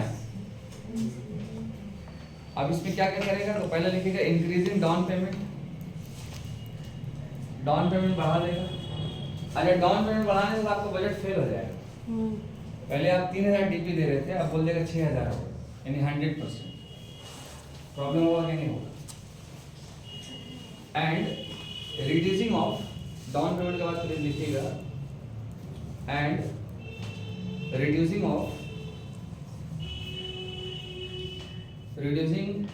of the number of installments, जिसको हम लोग EMI बोलते हैं। अब बताइए डीपी भी बढ़ा दिया और EMI भी जो है ना घटा दिया, प्रॉब्लम होगा। तो वो पार्टिकुलर जो सेक्टर है वो कंट्रोल कर लेगा फिर इससे। इसलिए आप देखिएगा ना, जब भी आप लोन लेने जाते होंगे ना, तो वो लोग देखिएगा आप जितना भी कुछ बोलिएगा वो अपना मोबाइल पे या फिर लैपटॉप पे देखेगा पहले पूरा डेटा, फिर वो अपने हिसाब से बताएगा। हाँ, ये है ना? और अगर आप बाजार से लीजिएगा तो वहाँ पर एक फेमस प्रोडक्ट है वैनिला प्रोडक्ट्स। उन लोग हाँ वो उनका कोड वर्ड है वो। जैसे ये कस्टमर को वैनिला में डाल दें या फिर चॉकलेट में डाल दें, वो उन लोग का कोड वर्ड है। समझे कि नहीं समझे? छोड़िए। नेक्स्ट और लास्ट लिखिएगा प्लीज, सेकंड लास्ट है डायरेक्ट एक्शन, और उससे पहले था मॉरल सुएशन, दोनों साथ साथ है। डायरेक्ट एक्शन में लिखिएगा कि जब आरबीआई का कोई बातचीत नहीं मानता है तो फिर उसके खिलाफ वो पेनल्टी लगाता है या फिर एक्शन ले लेता है। लिखिएगा डायरेक्ट एक्शन में the RBI takes direct action, the RBI takes direct action. CGL 26 का टारगेट कितने लोगों का यहाँ पे है? आप लोगों का किसी का नहीं है? CGL 26 आप लोग, और रेलवेज आप लोग। ठीक है सर फिर से मुझे आरबीआई टैक्स हाँ, RBI takes direct action. Takes हाँ टेक ES लगा दीजिए ना। Direct action such as charging penal interest rates, charging penal और पेनल्टी पेनल इंटरेस्ट रेट्स, ठीक है, पेनल्टी वही पेनल इंटरेस्ट रेट्स, ये पेनल्टी हो गया, comma when a commercial bank does not cooperate with the central bank। अब commercial bank के साथ कॉपरेशंस नहीं है सेंट्रल बैंक कर रहा है with the central bank, yes right है, commercial bank does not cooperate with the central bank, मतलब RBI के साथ कॉपरेशंस नहीं कर रहा है, तो इस कंडीशन में वो पेनल्टी लगाता है। और इसका शिकार मालूम है सबसे ज्यादा कौन बैंक होता है? कोऑपरेटिव बैंक होता है। आखिरी लिख लीजिएगा moral suasion, moral SUASION, suasion, moral suasion, ये आपका लास्ट।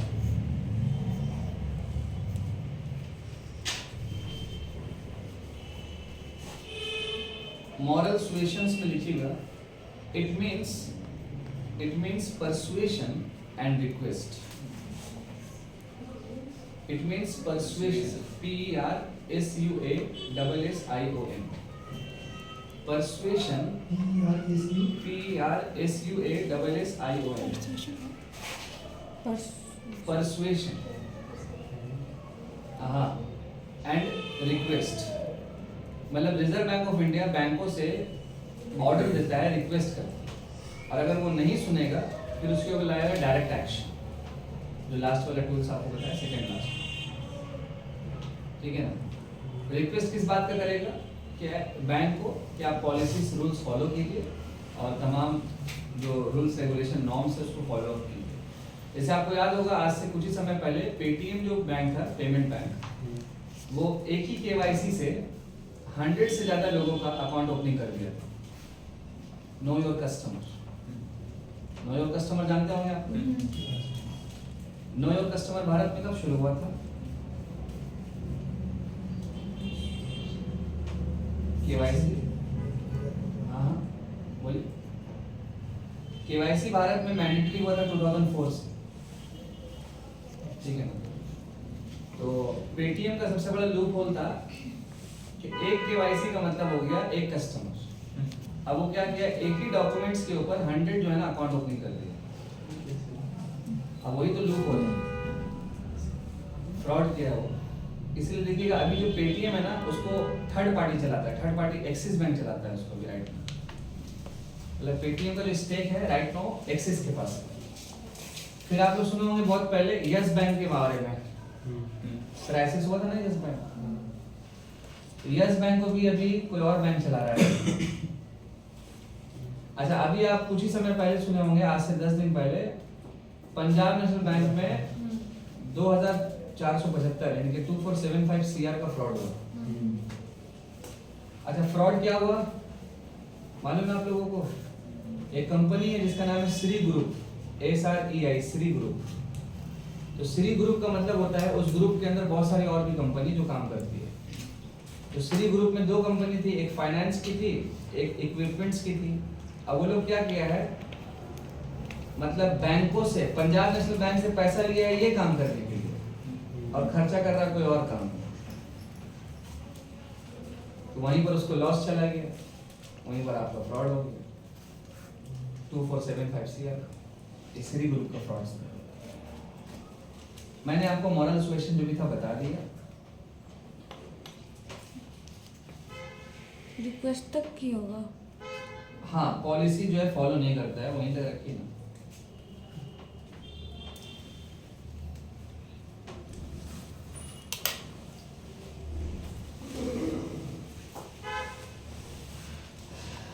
अब आप मुझे बताइए इकोनॉमिक्स में कौन कौन से चैप्टर अभी तक हो चुके हैं? मार्केट हो गया है, inflation, national income, types of economy, हाँ, RBI हो गया। क्या हम आपको जितना हुआ है उसके ऊपर क्वेश्चन आंसर करवाते हैं क्लास में, लाइक चैप्टर वाइज एमसीक्यू, वो ज़्यादा इफेक्टिव होगा। तो जितना भी हुआ है काइंडली पढ़ के आइएगा। तो नेक्स्ट वीक हम 2 तरह से क्लास रखेंगे। एक ये रखेंगे कि इकोनॉमिक्स का न्यूज़ में क्या क्या चला था, जैसे भारत अभी 4th लार्जेस्ट इकोनॉमी बना है, उसके अंदर बहुत सारे डेटा फैक्ट्स है। दूसरा इम्पोर्टेंट न्यूज़ है कि 1 फरवरी से दाम बढ़ने वाला है, पता है ना आपको? हाँ अरे आप तो पीते नहीं है जी। बीड़ी, सिगरेट, खैनी का दाम बढ़ रहा है, मजाक कर रहे हैं। 40% चला जाएगा जीएसटी। तो ये भी एक न्यूज़ है इकोनॉमिक्स के अंदर।